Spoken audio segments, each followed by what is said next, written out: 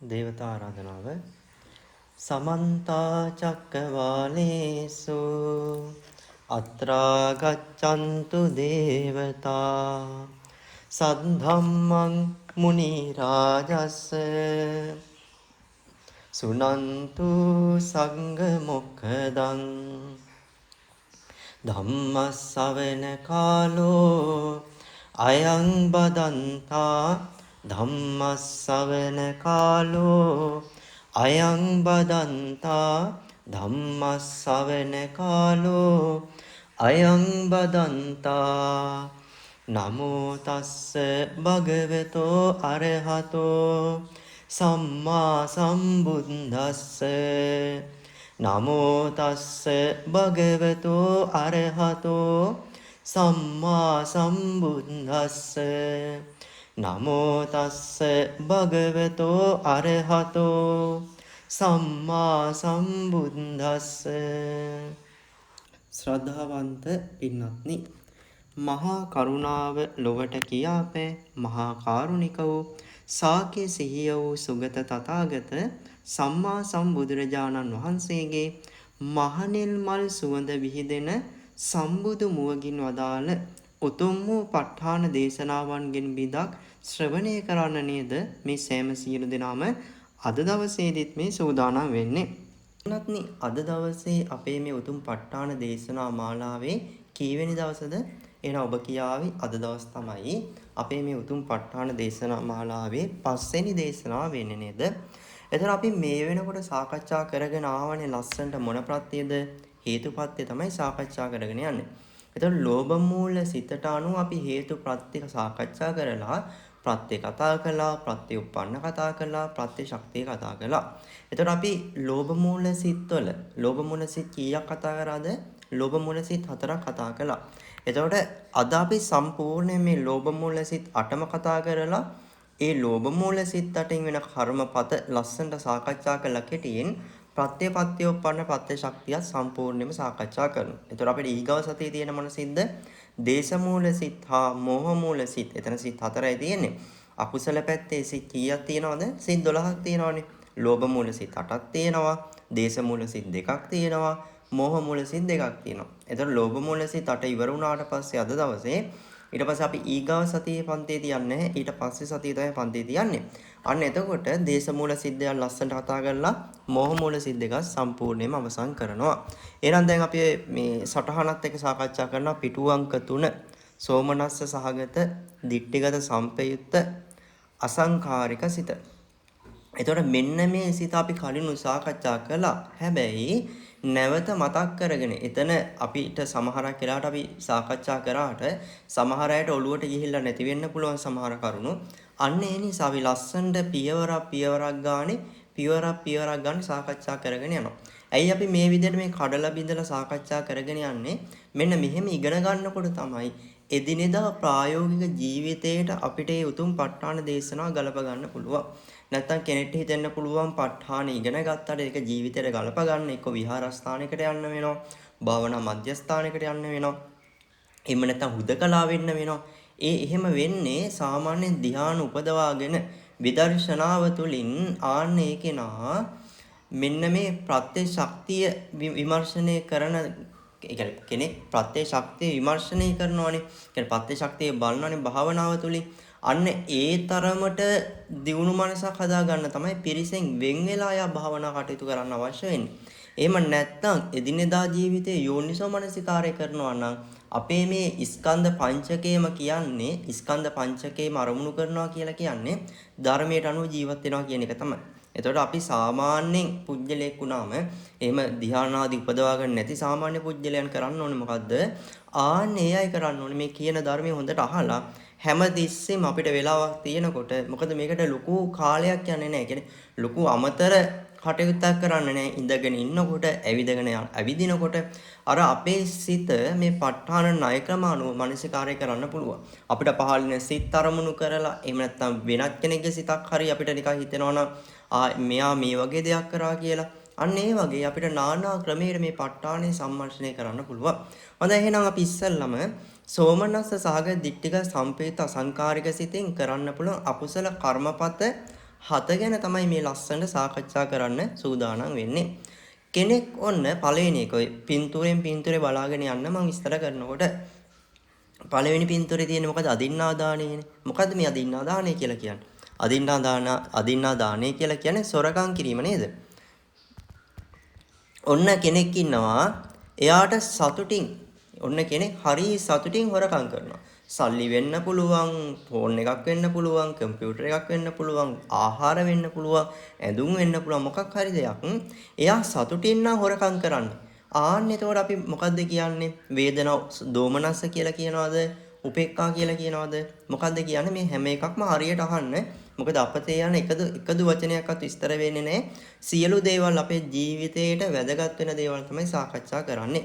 එතකොට එයා සතුටින් නම් ඒක කරන්නේ. සෝමනස්සේ සහිතයිනේ. සෝමනස්සේ සහිත නිසා නමක් දෙනවා. සෝමනස්ස සහගත කියලා. එතකොට දැන් ඕනම කෙනෙක්ට තේරෙන්න ඕනේ මේ සිතේ සෝමනස්ස සහගත කියලා නම දෙන්නේ මොකක් නිසාද? සෝමනස්සේ සහිත නිසානේ. ඇයි එයා සතුටින් ඒක හොරකම් කරන්නේ? සෝමනස්ස සහගතයි. ඊට පස්සේ කර්මඵලයේ අදාහගෙන නෙමෙයි හොරකම් කරන්නේ. එහෙනම් දිට්ඨිය තියනවද නැද්ද? අන්න දිට්ඨිගත සම්පයුත්තයි. එයාගේ හිත වැටෙන්නේ නැහැ. දැන් වැටෙන හිතක් දිරිමත් කර ගන්නවා නම් අපි ඒ හිතට කියනවා සසංකාරික සිතක් කියලා. එහෙම හිත වැටෙන්නේ නැත්නම් ඒ හිතට මොකද්ද අපි කියන්නේ? ඒ හිතට අපි කියනවා අසංකාරික සිතක් කියලා. පැහැදිලිද? එහෙනම් සෝමනස්ස සහගත දිට්ඨිගත සම්පේත අසංකාරික සිතින් හොරකම් කරන්න බැයිද? හොරකම් කරන්න පුළුවයි කියන්නේ මේ අපිට සිත් කෝටි ගාණක් පහළ වෙනවනේ. මේ ක්‍රියාව කරන වෙලාවේ පහළ වෙච්ච සිතයි මේ කියන්නේ. පැහැදිලිද? කියන්නේ මේ සිත මුල් වෙලා යාට හොරකම් කරන්න පුළුවන්. ඒ හොරකම් කරන අතරතුර වෙන වෙන සිත් පහළ වෙන්න බැරි කමක් නැහැ. පහළ වෙන්න පුළුවන්. නමුත් මේ හොරකම කියන කර්මපතේ වෙන්න විශේෂයෙන්ම හේතු වෙන සිත තමයි සෝමනස්ස සහගත දිට්ඨික සම්පිත අසංකාරික සිත. දැන් උදාහරණයක් විදියට අපි S2කින් රූප බල සොරකම් කරනවා කෙනෙක්නේ. කන් දෙකෙන් ශබ්ද අහහ. ඊළඟ කයට පහස දැනෙනවානේ. නාසයට ගඳ සුවඳ දැනෙනවා. ඒතර ඒ වෙලාවේදී මොනවද පහළ වෙන්නේ? ඊට අදාළ වෙන සිත්නේ. ඇහි පහළ වෙන සිතට කියනවා චක්කු විඤ්ඤාණය. කනේ පහළ වෙන සිතට කියනවා සෝත විඤ්ඤාණය. නාසයේ පහළ වෙන සිතට කියනවා ගාන විඤ්ඤාණය. දිවේ පහළ වෙන හිතට කියනවා જીවහා විඤ්ඤාණය. කයේ පහළ වෙන හිතට කියනවා කාය විඤ්ඤාණය. ඒතකොට ඇසේ සිතක් පහළ වෙනවා, කනේ සිතක් පහළ වෙනවා, නාසයේ සිත පහළ වෙනවා, දිවේ පහළ වෙනවා, කයේ පහළ වෙනවා. ඒතකොට ඒ දේවල් මේ සෝමනස්සාග දිට්ඨික සම්පේසිත නෙමෙයිනේ. ඒව මුල් කරගෙන පහළ වෙන්න පුළුවන්. මට කියන්න ඕනුනේ අපි මේ යමෙක් මේ ක්‍රියාව කරනකොට සෝමනස්සාග දිට්ඨික සම්පේත සිත විතරක් නෙමෙයි තව නානාසිත පහළ වෙනවා. හැබැයි මේ කර්මපතේ කරන්න මුල් වෙච්ච සිත තමයි මේ සාකච්ඡා කරන්නේ. අන්නේ සිතට තමයි කියන්නේ මොකද්ද? සෝමනස්ස සාගත දිට්ඨිගත සම්පේත අසංකාරික සිත. එතකොට හොරකම් කරන්න පුළුවන් ඒ සිතෙන් විතරද? නෑ. අපි ඒක ඉදිරියේදී ඔය දෝමනස්ස සිත් කියන්නේ සිත් තාම 12ම අපි කතා කරේ නෑනේ. සිත් 12ම කතා කරපුවම තමයි අපිට තේරෙන්නේ මොන අකුසල් කර්මපත මොන සිත් වලින් කරන්න පුළුවන්ද කියලා. දැන් අපි සාකච්ඡා කරගෙන යන්නේ ලෝභ මූල සිත නිසායි. ලෝභ මූල සිතින් කරන්න පුළුවන් අකුසල කර්මපත ටික ලස්සනට සාකච්ඡා කරගෙන යන්නේ. එහෙනම් සොරකම කරන්න පුළුවන් මොකද්ද? පළවෙනි සිතින්නේ සෝමනස්සාග දිට්ඨික සම්පිත අසංකාරික සිති. කාම මිත්‍යාචාරයේ දෙනවා. එතකොට එයා සතුටින් නම් ඒ දේ කරන්නේ සෝමනස්සේ සහිතයි. ඒ නිසා අපි කියනවා සෝමනස්ස සහගතයි කියලා. කර්මඵලයක් අදහන්නේ. කියන්නේ මේක කරාට අකුසලයක් නැහැ කියලා එයා හිතනවානේ. අන්න දිට්ඨිය තියෙනවානේ. දිට්ඨිගත සම්පයුත්තයි. වැටෙන හිතක් දිරිමත් කර ගන්නව නෙමෙයි. ස්වභාවයෙන්ම මේ හිත පහළ වෙනවානේ. හිත වැටෙන්නේ නැහැ. අන්න අසංකාරිකයි. ඊගාවට බොරු කියනවා. ඒතර බොරු කියන්නත් බැයිද ඔය පළවෙනි හිතෙන්? සතුටින් hina වේගන අනික් කෙනාට බොරුවක් කියනවානේ. සතුටින් නම් ඒක කරන්නේ මොකක්ද හිත? සෝමනස්සේ සහිතද නැද්ද? සෝමනස්සේ සහිතයිනේ. සෝමනස්ස සහගතයි. කර්මඵලයක් අදහන්නේ. ඒ කියන්නේ බොරුවක් කිව්වට ප්‍රශ්නයක් නෑනේ. ඒකේ ওই අකුසලයක් කියලා එකක් නෑනේ. කියලා කොහොමද ඉතින් බොරුවේදී අකුසලයක් තමයි වෙන්නේ. හැබැයි කර්මඵලයේ පිළිගන්නේ. අකුසල් කරපම අකුසල් විපාක. කුසලයක් කරපම කුසල විපාක. අන්න ඒක අදහන්නේ බොරුවක් කියනවා. ඒතර කර්මඵලයේ අදහන්නේ නැති නිසා මොකද එතන තියෙන්නේ? දිට්ඨිය තියෙන. ඒතර මේ දිට්ඨියේ එක කොටසක් විතරයි මම මේ අරන් විස්තර කරන්නේ. දිට්ඨියේ සියල්ලෙන් සියල්ල විස්තර කරන්න ගියොත් ඒක සමහරකට තේරුම් ගන්න අමාරු නිසා මම මෙතනදී විස්තර කරන්නේ මේ මුල් පාඩම් වලදී. හොඳයි එතකොට කර්මඵලයේ අදහන්නේ නැතුව කියන නිසා දිට්ඨිගත සම්පයුත්තයි. වැටෙන හිතක් දිරිමත් කර ගන්නව නෙමෙයි. ස්වභාවයෙන්ම තමයි මේ හිත පහළ වෙන්නේ. ඒ නිසා වැටෙන හිතක් දිරිමත් කර ගන්නවන මොකද්ද කියන්නේ? සසංකාරිකයිනේ. හැබැයි ඒ හිත වැටෙන්නේ නැත්තම් ඒ හිතට අපි කියන මොන හිතක් කියලාද? අසංකාරික සිතක් කියලා. එතකොට මම මේ කියන කාරණා භාවනා කරන කෙනෙක් භාවනා මානසිකාරය කරනවා නම් ඒ හිතක් ගානේ මානසිකාරය කරන්න. එතකොට එහෙම නැතුව පාඩමට අවධානය දෙනවා නම් කියන්නේ භාවනා මානසිකාරයන අවධානයක් දෙනවා තමයි. එහෙම නැත්නම් යා භාවනා මානසිකාරයෙන් නෙමෙයි නම් ඉන්නේ. භාවනාවකට සමවැදුනා වගේ මේ කියන වචන මාත් එක්කම කියන්න. මයික් එක ඔෆ් කරලා තියාගන්න ওই පැත්තෙන්. හැබැයි මම අහන එකට ඔබ උත්තර දෙන්න. ඒතකොට තමයි මේ පාඩමත් එක්ක ඉන්නේනේ. මොකද ගොඩක් වෙලාවට පාඩම ඉවරුනාට පස්සේ ඔබ නැවත මේ දේවල් බලන්නේ නැහැනේ.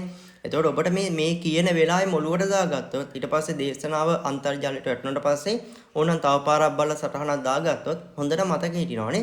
ඒ නිසා මේ සතියේදී මේ කියන කාරණා හොඳට මේ කියන දේත් එක ජීවත් වෙන්න බලන්න. මම ඉස්සරහට ප්‍රත්‍යඋප්පන්න පත්‍ය ශක්තිය විස්තර කරනවා. ඒක විස්තර කරනකොට ඒක තේරෙන්න නම් මෙන්න මේ සිතයි ඒ සිතින් කරන කර්මපත ටිකයි තමාගේ හිතට යම්තාක් දුරට තේරුම් ගන්න ඕනේ. මතක නැති වුණාට කමක් නැහැ. සටහන බලලා ලියා ගන්න පුළුවන්. හැබැයි කියන කාරණාව තේරුම් ගන්න ඕනේ. හොඳයි. ඊට පස්සේ එහෙනම් බොරු කියන්න පුළුවන්ද මේ පළවෙනි සිතින්? බොරු කියන්න පුළුවන් සතුටින් නම් සෝමනස්ස සහගතයි. සතුටින් නම් මොකද පින්නත් අපි මේ සිත බෙදන්නේ කොහමද? දෝමනස්ස සහගත කියලාද බෙදන්නේ? උපේක්ඛා සහගත කියලාද බෙදන්නේ? නැහැ. කොහොමද බෙදන්නේ? සෝමනස්ස සහගතයි සතුටට කියන සතුටින් ඒක කරන්නේ. ඊට පස්සේ කර්මඵලය අදහන් නැත්නම් මොකක්ද ඒකට කියන්නේ? කියන්නේ ඒ මොහොතේදී කර්මඵලය අදහන් නැති වෙන්න ඕනේ. පැහැදිලි නැතිනේ? කියන්නේ කර්මඵලය අදහන් නැතුව ඒක මුල් වෙලා කුසලයේ කරන්න ඕනේ. අන්න එතකොට අපි කියනවා දිට්ඨිගත සම්පේත්තයි කියලා. පැහැදිලිද? දැන් කර්මඵලය අදහන් නැති මිනිස්සෙකුත් ඉන්නවා. එයාට දිට්ඨිගත සම්පේත සිත් අනිවාර්යෙන් පහළ වෙනවා කියලා එකක් නෑ. එයාට දිට්ඨිගත විප්පේත සිත් පහළ වෙන්නත් පුළුවන්. දැන් කර්මඵලය අදහන් නැති මිනිස්සයා සමහර කෙනෙක් කුසල් සිත් පහළ වෙන්න බෑද? කුසල් සිත් පහළ වෙන්නත් පුළුවන්. ඒක අපි ඉස්සරහට සාකච්ඡා කරනවා. දැන් හිතන්න මිනිස්සෙක් ඉන්නවා සාමාන්‍යයෙන් පාරේ ඉන්න හිඟන්නේට දෙනවා මේක හොඳ දෙයක් කියලා. ඒ කියන්නේ එයා හිතනවා දානයක් දුන්නට මේකේ කුසල් විපාක නැහැ කියලා එයා හිතනවානේ. අකුසලයක් කරාට ඒකේ අයහපත් විපාක නැහැ කියලා එයා හිතනවා.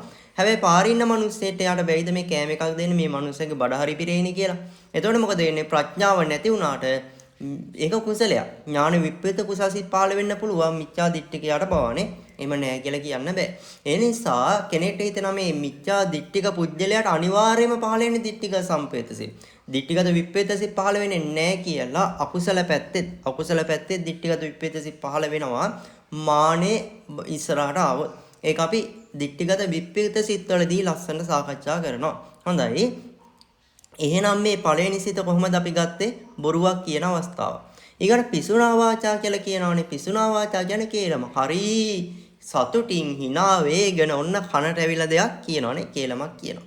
අන්න එතකොට සතුටින් නම් මොකද්ද? දෝමනස සහගතයිද? උපේක්ඛා සහගතයිද? සෝමනස් සහගතයිද? එනවා ඔබ උත්තරයක් දෙන්න. එහෙනම් දැන් හැමෝටම තේරෙන්න ඕනේ සෝමනස්ස සහගත කියලා. සෝමනස්සේ සහිතයිනේ. එතකොට කර්මඵලයක් අදහන්නේ මේ කේලමක් කිව්වට කමක් නැහැ. කේලමක් කියලා කීයක් හරි හොයාගන්න එකනේ මම කරන්නේ. කියලා ඒකේ අකුසල් ආදීනව දකින්න නැතුව කේලමක් කියනවා. ඒ කියන්නේ ඒක කරොත් මට අනාගතයේදී ඒකේ අකුසල් විපාක ලැබෙනවා කියලා එයා හිතන්නේ නැහැ. අනාගතය කියන්නේ අනාගත භවයේම විතරක් නෙමෙයි මේ ජීවිතයත් ඒ කර්මයේ රැස් වුණාට පස්සේ මේ ජීවිතය ඇතුළෙත් ඒක අනාගතේම තමයි. මොකද වර්තමානයේ කියන එකට අපිට කොටස් වලට බෙදන්න පුළුවන්. මෙතනදී අනාගතය කියලා කියන්නේ චිත්ත වීතියෙන් පස්සේනේ. ඒ ජවන සිත් වලින් පස්සේ ඒක අනාගතේම තමයි. දික්ඨ ධම්ම වේදෙනී විදිහට විපාක දෙනවා කියන එකත් අපිට එක්තරා විදිහකට අනාගතයට දාලා විස්තර කරන්න පුළුවන්. එක්තරා විදිහකට. හොඳයි එතකොට එහෙනම් කෙනෙක් කේලමක් කියනවා. කේලමක් කියන්නේ සතුටි. එහෙනම් කොහොමද ඒ සිත ගන්නෙ? සෝමනස්සේ සහිතයි. සෝමනස්ස සහගතයි. කර්මඵලයේ අදහන්නේ නැහැ. ඒ කියන්නේ කර්මඵලයේ අදහන්නේ නැහැ කියන්නේ මිච්ඡා දිට්ඨිය මුල් වෙලා මේ අකුසලයේ කරන්නේ. ඒ කියන්නේ කර්මඵලයේ අදහන්නේ නැති පුජ්‍යලයක් කියන එක නෙමෙයි මෙතන අදහස් කරන්නේ. නැති පුජ්‍යලයේ තමයි. හැබැයි ඒ කර්මඵලයේ අදහන් නැති බව මතුවෙන්න ඕනේ මේ ක්‍රියාව කරන වෙලාවේ. අන්න දිට්ඨිය සහිතයි. නිසා කියනවා දිට්ඨිගත සම්පයුත්තයි කියලා. වැටෙන හිතක් දිරිමච්චර ගන්නෙ නෑ. ස්වභාවයෙන් මේ හිත පහල වෙනවා. මොකද්ද මේ හිත? අසංකාරික සිතක් නේ. පැහැදිලිද? ඊගාවට හිස් වචන සම්පප්පලාපය කියලා තියෙන අන්නේ පින්තූරේ බලන්න. එතන කෙනෙක් හිස් වචන දැන් ඔය ගොඩාක් වෙලාවට ෆෝන් වලින් හිස් වචන කතා කර ඉන්නවා. යාළුවෝ හම්බුනම හිස් වචන කතා කර ඉන්නවා. පෙම්වතුන් පෙම්වතියන් හිස් වචන කතා කර කර ඉන්නවා. ඊට පස්සේ අලුත බැන්දට පස්සේ හිස් වචන කතා කර කර ඉන්නවා ගොඩක් වෙලාට. ඒක හරියට සතුටින් තමයි කරන්නේ. අන්න එතකොට සතුටින් නම් ඒ හිස් වචන කතා කරන්නේ සෝමනස්සේ සහිතයිනේ. සෝමනස්ස සහගතයි කියන. කර්මඵලය අදහන්නේ ඒ මොහොතේ. කියන්නේ එයා හිතනවා මේ දේවල් කිව්වට ප්‍රශ්නයක් නෑනේ. ජීවත් වෙලා ඉන්න කාලේ නුව කරන්න තියෙන්නේ කියලා අන්න දිට්ඨිය මුල් වෙලා අකුසලයේ කරන දිට්ඨිගත සම්පයුත්තයි. වැටෙන්න හිතක් දිරිමච්චර ගන්නවා නෙමේ හිත වැටෙන්නේ නැහැ. එහෙනම් අපි කියන අසංකාරිකයි කියලා. එහෙනම් සෝමනස්සාග දිට්ඨිගත සම්පිත අසංකාරික සිතේ මෙන්න මේ අභි සම්පප්පලාපේ කියන එක කරන්න පුළුවන්. දැන් මේවා කියනකොට ඔබ හිතන්න ඕනේ අපි මොන අකුසල කර්මපතද කරන්නේ? ඒ වෙලාවේ අපිට පහළ වෙච්ච සිත මොකද්ද කියලා ඔබම කල්පනා කරන්න ඕනේ ප්‍රායෝගිකව. ඊකට අභිජ්ජාව.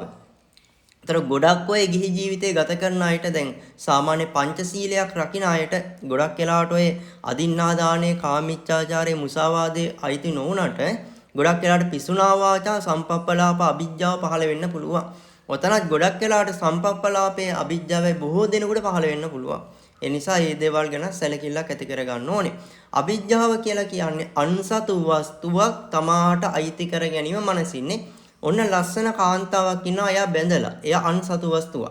අනේ එයාම මට ඕනේ කියලා හිතනවානේ. කෙනෙක්ගේ දුරකථනයක් තියෙනවා වටිනා. ඒ දුරකථනේම මට ඕනේ. ඊට පස්සේ කෙනෙක්ගේ ලස්සන වාහනයක් තියෙනවා. ඒ වාහනේම මට ඕනේ. ඒ කියන්නේ ඒ වගේ බිරිඳක් මට හිටියනම් හොඳයි කියන එක නෙමෙයි. ඒ බිරිඳම ඕනේ කියන එක. ඒ වගේ දුරකථනයක් මට තිබ්බනම් හොඳයි කියන එක නෙමෙයි. ඒ දුරකථනේම මට ඕනේ කියන එක. ඒක අයිති කරගන්නවා මනස. ඒ වගේ වාහනයක් මම කොහොම හරි ගන්නවා කියන එක නෙමෙයි. ඒ වාහනේම මට ඕනේ. ඊට පස්සේ තමයි හොරකම් කරන්නේ. නානා ආදී දේවල් මේ කේලම් කියලා බිඳවීම මේ දේවල් කරන්න මුල් වෙන්නේ ඉස්සලා මේ අභිජ්ජාව ලොකු හේතුවක් වෙනවා. පස්සේ අකුසල් වෙනත් අකුසල් කර්මපත කරන්න. එතකොට ඊගාට මිච්ඡා දිට්ඨිය. ඒතර අභිජ්ජාවත් අපි සතුටින් නම් ඔන්න ලස්සන ගෑල් ළමෙක් දකින්න බැඳපු කෙනෙක් එයාව මනසින් අයිති කරගන්නවා. එතකොට සතුටින් නම් ඒ වෙලාව එයාගේ හිත හරි සතුටින් නයි ගෑලම දකින්නකොට මෙයාට සතුටුයිනේ. අන්න සෝමනස්සී. සෝමනස්ස සහගතයි. කර්මඵලය අදහන්නේ ඔය අනුන්ගේ ගෑනු ගැන හිතුවට ප්‍රශ්නයක් නැහැනේ. අකුසල් කර්මයක් වෙන්නේ නැහැනේ. අන්න දිට්ඨිය තියෙනවා. දිට්ඨිගත සම්පයුත්තයි. හිත වැටෙන්නේ නැහැ. වැටෙන හිතක් දිරිමත් කර ගන්නව නෙමෙයි. ස්වභාවයෙන් මේ හිත පහළ වෙනවා. අන්න අසංකාරිකයි. ඊගාට මිච්ඡා දිට්ඨිය. අපි මේක කොහොමද මුල් කරගන්නේ? එතකොට මෙන්න මේ දේවල් මේ කඩලා බිඳලා කියන්නේ ඔබට මේ දේවල් හරියට තේරුම් ගන්න නැත්නම් ඔබ වේගෙන් ප ဋ ාණ දේශනා ඉගෙන ගත්තට වැඩක් නැහැ. ප්‍රායෝගික ජීවිතේ ගලප ගන්න වෙන. නැත්නම් දැන් හේතුප්‍රත්‍ය කියන එකට දැන් මම ඊගාට එකේ පාඩේ පෙන්නන්නම්. ඒ පාඩේ අරගෙන සාමාන්‍ය එක දවසින් වුණත් හේතුප්‍රත්‍ය විස්තර කරන්න පුළුවන්. හැබැයි මේ කඩ මේ නානා විදියට විස්තර කරන්නේ අයියේ අපි මේ ඉගෙන ගන්න ධර්මයේ අපිට හොඳට තේරෙන්න ඕනේ. ඉගෙනගෙන අපි ඒක ප්‍රායෝගිකව ගලපා ගන්නේ නැත්නම් ඒ ධර්මයෙන් වැඩක් තියනවද? වැඩක් නැහැ. නිසා ඉගෙන ගන්න පොඩි දෙයක් හරි කමක් නැහැ. ඒ අවස්ථාවේදී අපේ ජීවිතයට ගලපා ගන්න උදව් වෙන විදිහට තමයි අපි මේ උතුම් ප ဋ ාණ ධර්මය ඉගෙන ගන්න ඕන වෙන්නේ. එතකොට එහෙම නැත්තම් තමයි මේ අභිධර්මයේ කියන එක ප ဋ ාණේ කියන එක අමාරුයි කියලා හිතෙන්නේ ඇයි? ඒ තමන් එදිනෙදා ජීවිතයට ගලප ගන්න තරම්ම ප්‍රායෝගික මට්ටමට මේ ධර්මය ඉගෙන ගන්න නැති වුණාම ඒ ධර්මයේ ගැඹුරුයි වගේ අපිට හිතෙනවා. හොඳයි ඊගොල්ලෝ මිච්ඡා දිට්ඨිය. මිච්ඡා දිට්ඨිය කියන්නේ දැන් මම මේක ගන්නවා. මිච්ඡා දිට්ඨිය කියන්නේ කර්මඵල අදාහ ගන්න නැති ඒකනේ සාමාන්‍ය වශයෙන් ගත්තොත්. එතකොට මේ අකුසල කර්මපත 6ම ගත්තම මිච්ඡා දිට්ඨියයි ඒ කර්මපතය දෙකම එකතු වෙලා කරන්නේ. මම ආයෙමත් කියන්නම්. අදින්නා දාණය කියන හොරකමනේ. හොරකම යා හුදෙක් හොරකම විතරක් නෙමෙයි කරන්නේ. දිට්ඨිය මුල් වෙලා හොරකම කරනවා. පැහැදිලිද? එහෙනම් මිච්ඡා දිට්ඨියයි අදින්නා දාණයයි දෙකම එකතු වෙනවා. ඒකට කාම මිච්ඡාචාරය කරන්නේ කොහොමද? දිට්ඨිය මුල් වෙලා කාම මිච්ඡාචාරය කරනවා. පැහැදිලිද? ඊළඟ බොරු කියනවා. දිට්ඨිය මුල් වෙලා බොරු කියනවා. පිසුනා වාචා කේලම් කියනවා.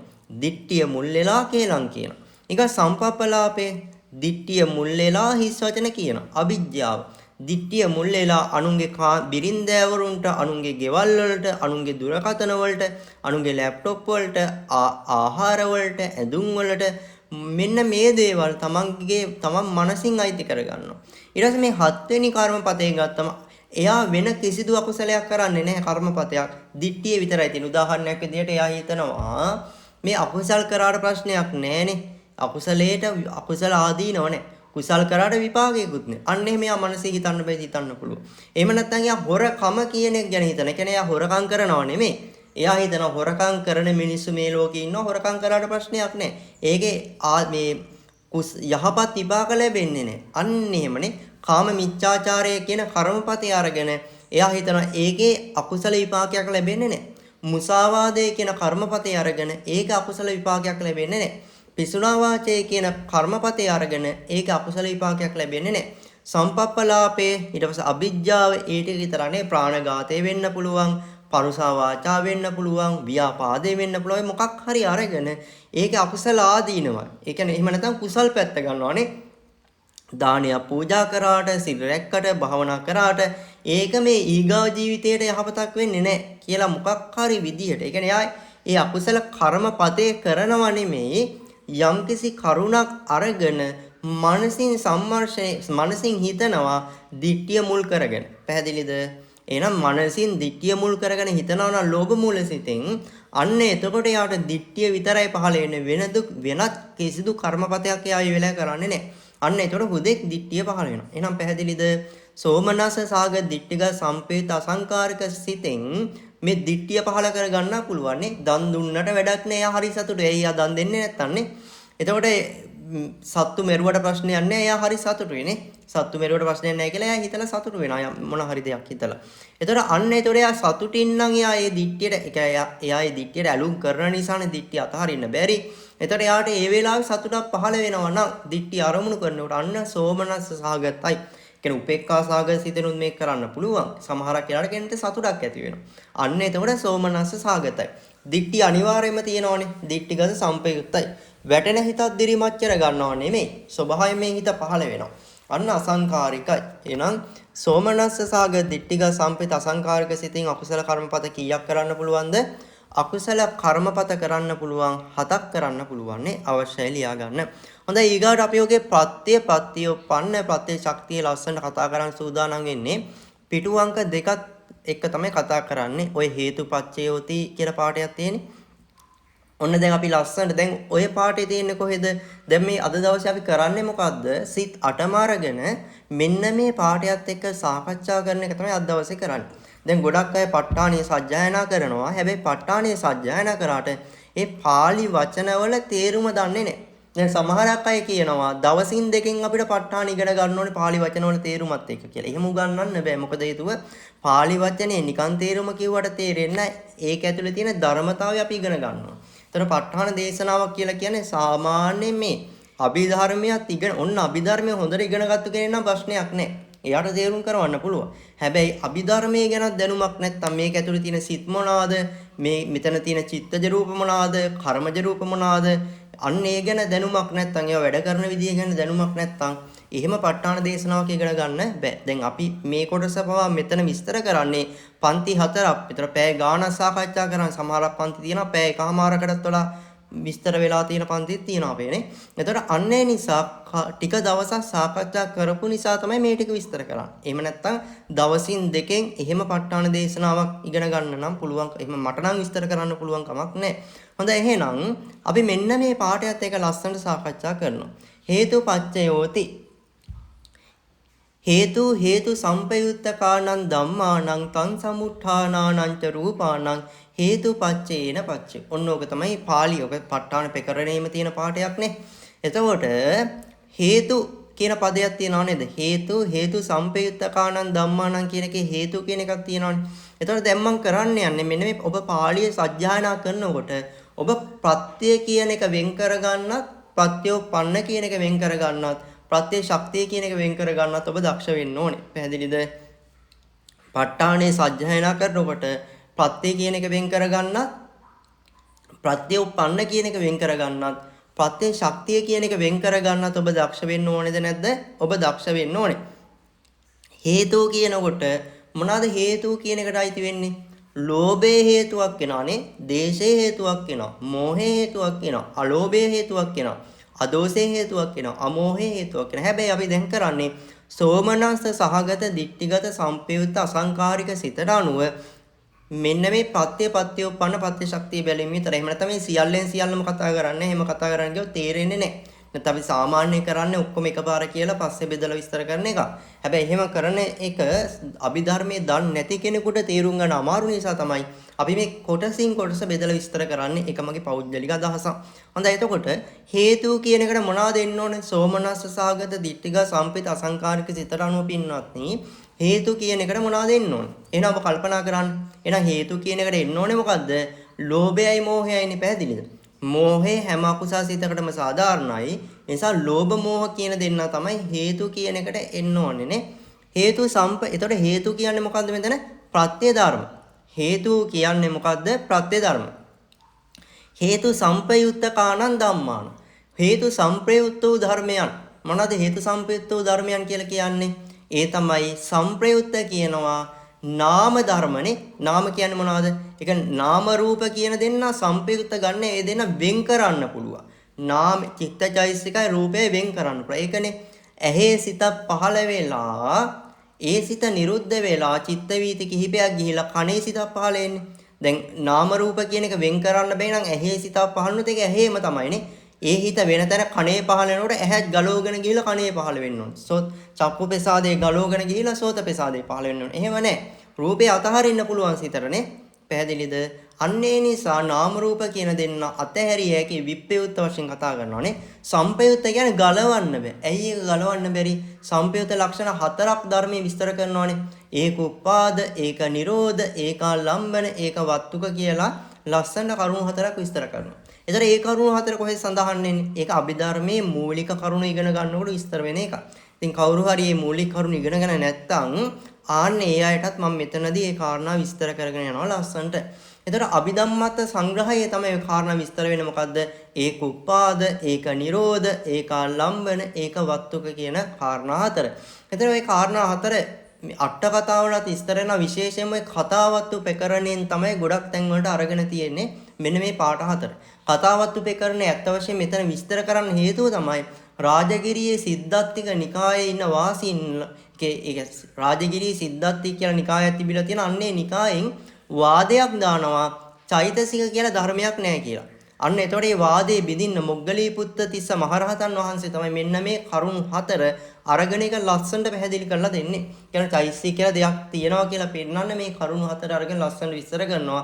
ධම්මසංගණී අට කතාවෙත් ඊට පස්සේ අංගුත්තර නිකායේ ඒකක නිපාතයේ මහා නිද්දේශපාලි අට කතාවෙත් මේ කතා තියෙනවා මේ විස්තරේ තියෙනවා. කතාවත් උපකරණේ නම් පාළියේම තියෙනවා. ඊට පස්සේ අභිධම්මත සංග්‍රහයත් තියෙනවා. මොකද මේ ඒකුප්පාද ඒක නිරෝධ ඒකාලම්බන ඒකවත්තුක කියලා කියන්නේ ඒකුප්පාද කියලා කියන්නේ එකට හට ගන්නවා. දැන් සිතක ආවුෂ අපි මේ පන්තියේ ටිකක් විස්තර කරලා තියෙනවා. සිතක ආවුෂ චිත්තක්ෂණ එකයි. ඒ කියන්නේ ඇහැ කැරලා ඇහැ වහනකොට එක සිතක් නෙමෙයි සිත් දෙකක් නෙමෙයි සිත් කෝටි ප්‍රකෝටි ගණක් පහළ වෙනවානේ. අන්න ඒතකොට සිතේ ආවුෂ තමයි මේ විශ්වයේ අඩුවෙන්ම ජීවත් වෙන්නේ මොකද ඒ තමයි සිතනේ. එතන සිතට අවස්ථා 3ක් තියෙනවා. දැන් හැම එකටම අවස්ථා 3ක් තියෙනවානේ. අවුරුද්දක් කියවම අවස්ථා 3ක් තියෙනවානේ. අවුරුද්දේ හට ගැනීමක් තියෙනවා. අවුරුද්දේ පැවතීමක් තියෙනවා. අවුරුද්දේ නැතිවීමක් තියෙනවා. අන්න ඔය වගේ සිතටත් අවස්ථා 3ක් තියෙනවා. සිත හට ගන්නවා, සිත පවතිනවා, සිත නැති වෙනවා.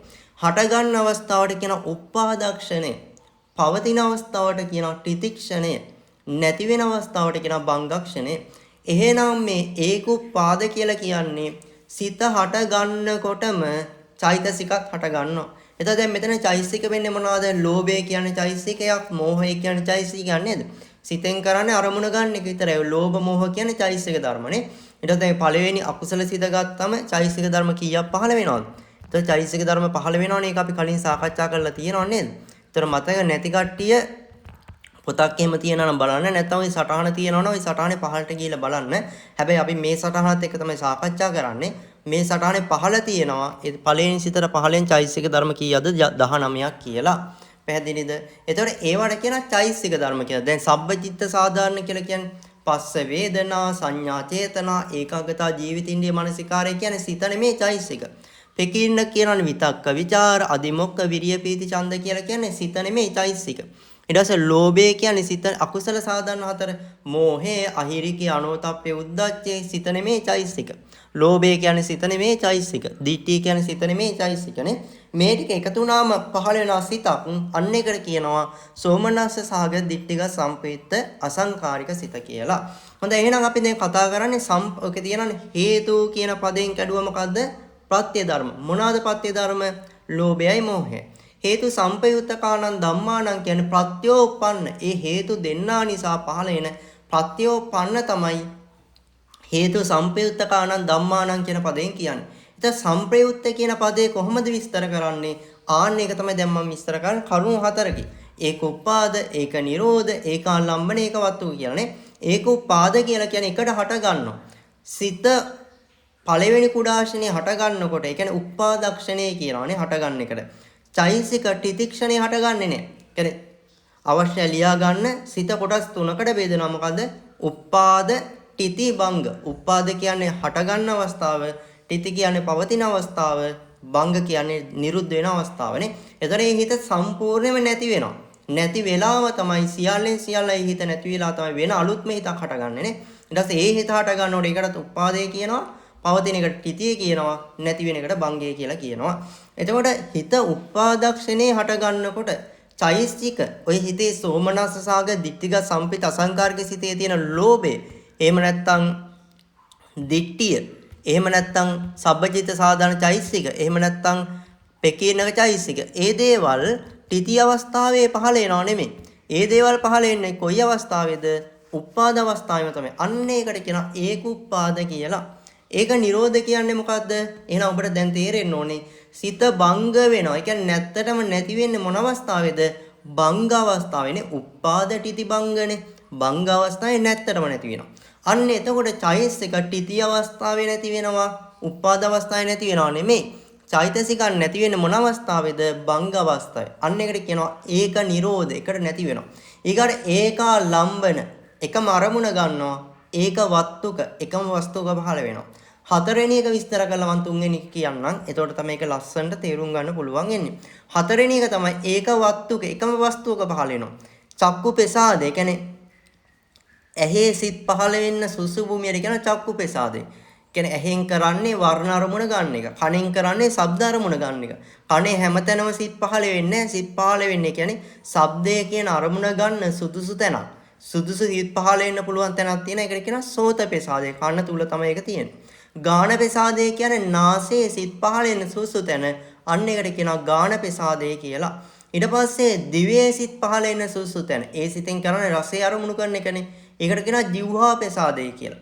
කයේ සිත් පහළ වෙන සුසු තැන කාය ප්‍රසාදේ කියලා කියනවා. එතන ඔන්න ඕකට තමයි වත්තු කියලා කියන්නේ නේ. තවත් තියෙනවා නැතුව නෙමෙයි හිත පහළ වෙන සුසු භූමිය විස්තර කරන්න පුළුවන්.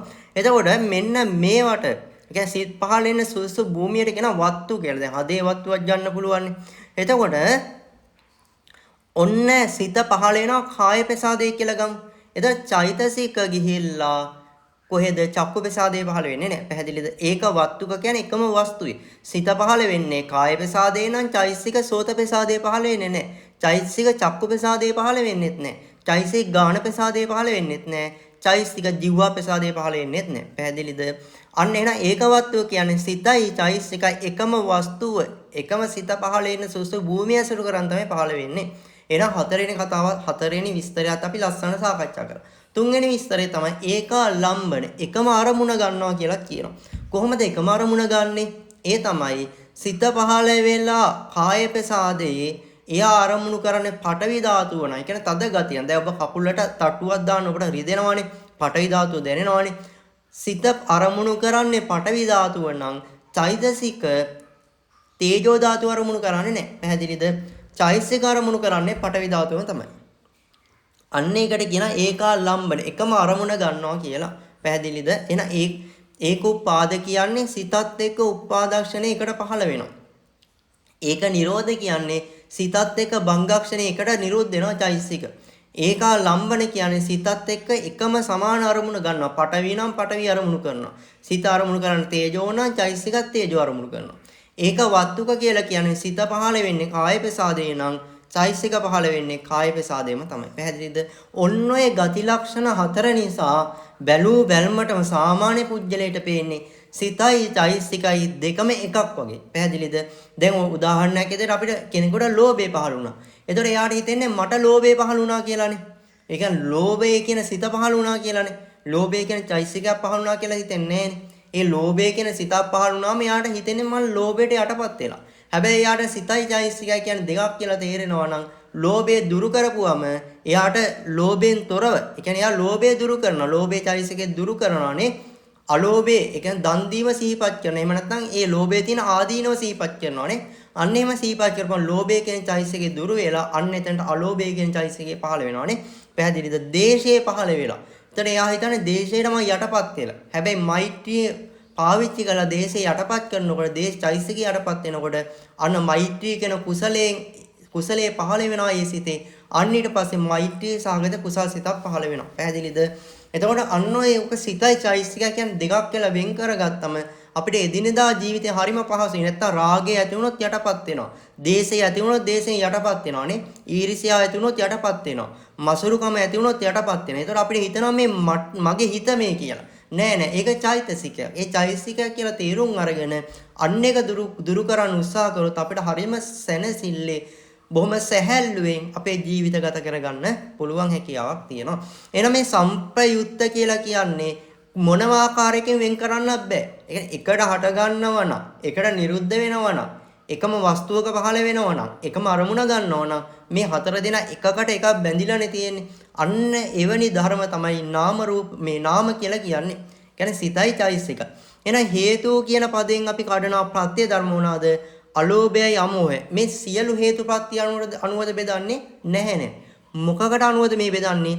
සෝමනස්ස සහගත දික්ටිගත සම්පේත අසංකාරික සිතට අනුව තමයි මේ පත්‍යෝපන්න ප්‍රත්‍ය ශක්තිය මේ පාඩේට අනුව අපි ලස්සන කඩන්නේ.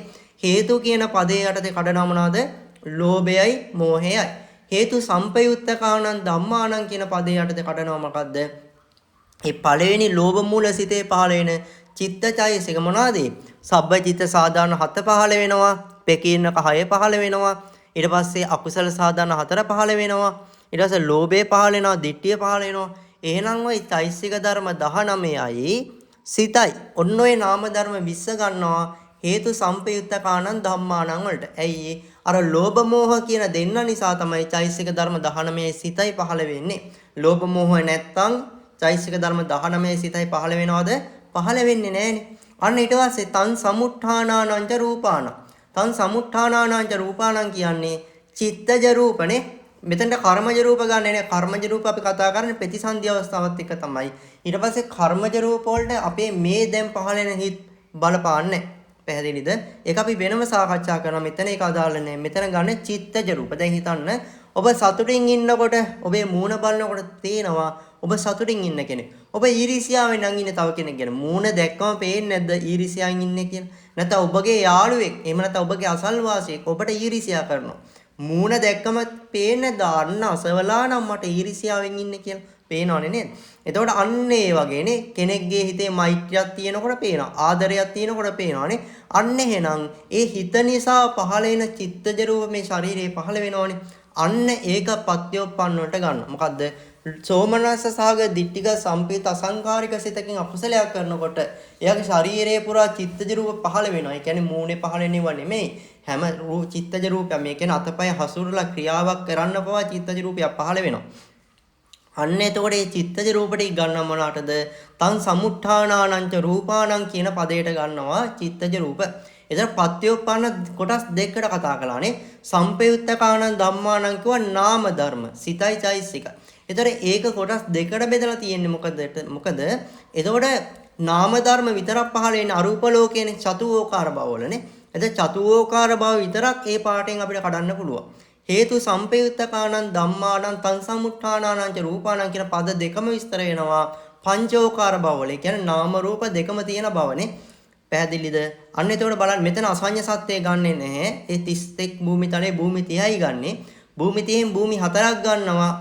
තං සමුත්ථානානං ච රූපානං කියන පදේ නැතුව ඊට පස්සේ හේතු සම්පයුත්තකානං ධම්මානං තං සමුත්ථානානං ච රූපානං කියන පද දෙකම ගන්නවා පංචෝකාර භවයට. පැහැදිලිද? ආයෙත් මම කියන්නම් අරූප ලෝකෙට ගන්න හේතුව කිව්වම ලෝභ මෝහ දෙන්න ප්‍රත්‍ය වෙනවා පත්‍යෝපන්න වෙනවා.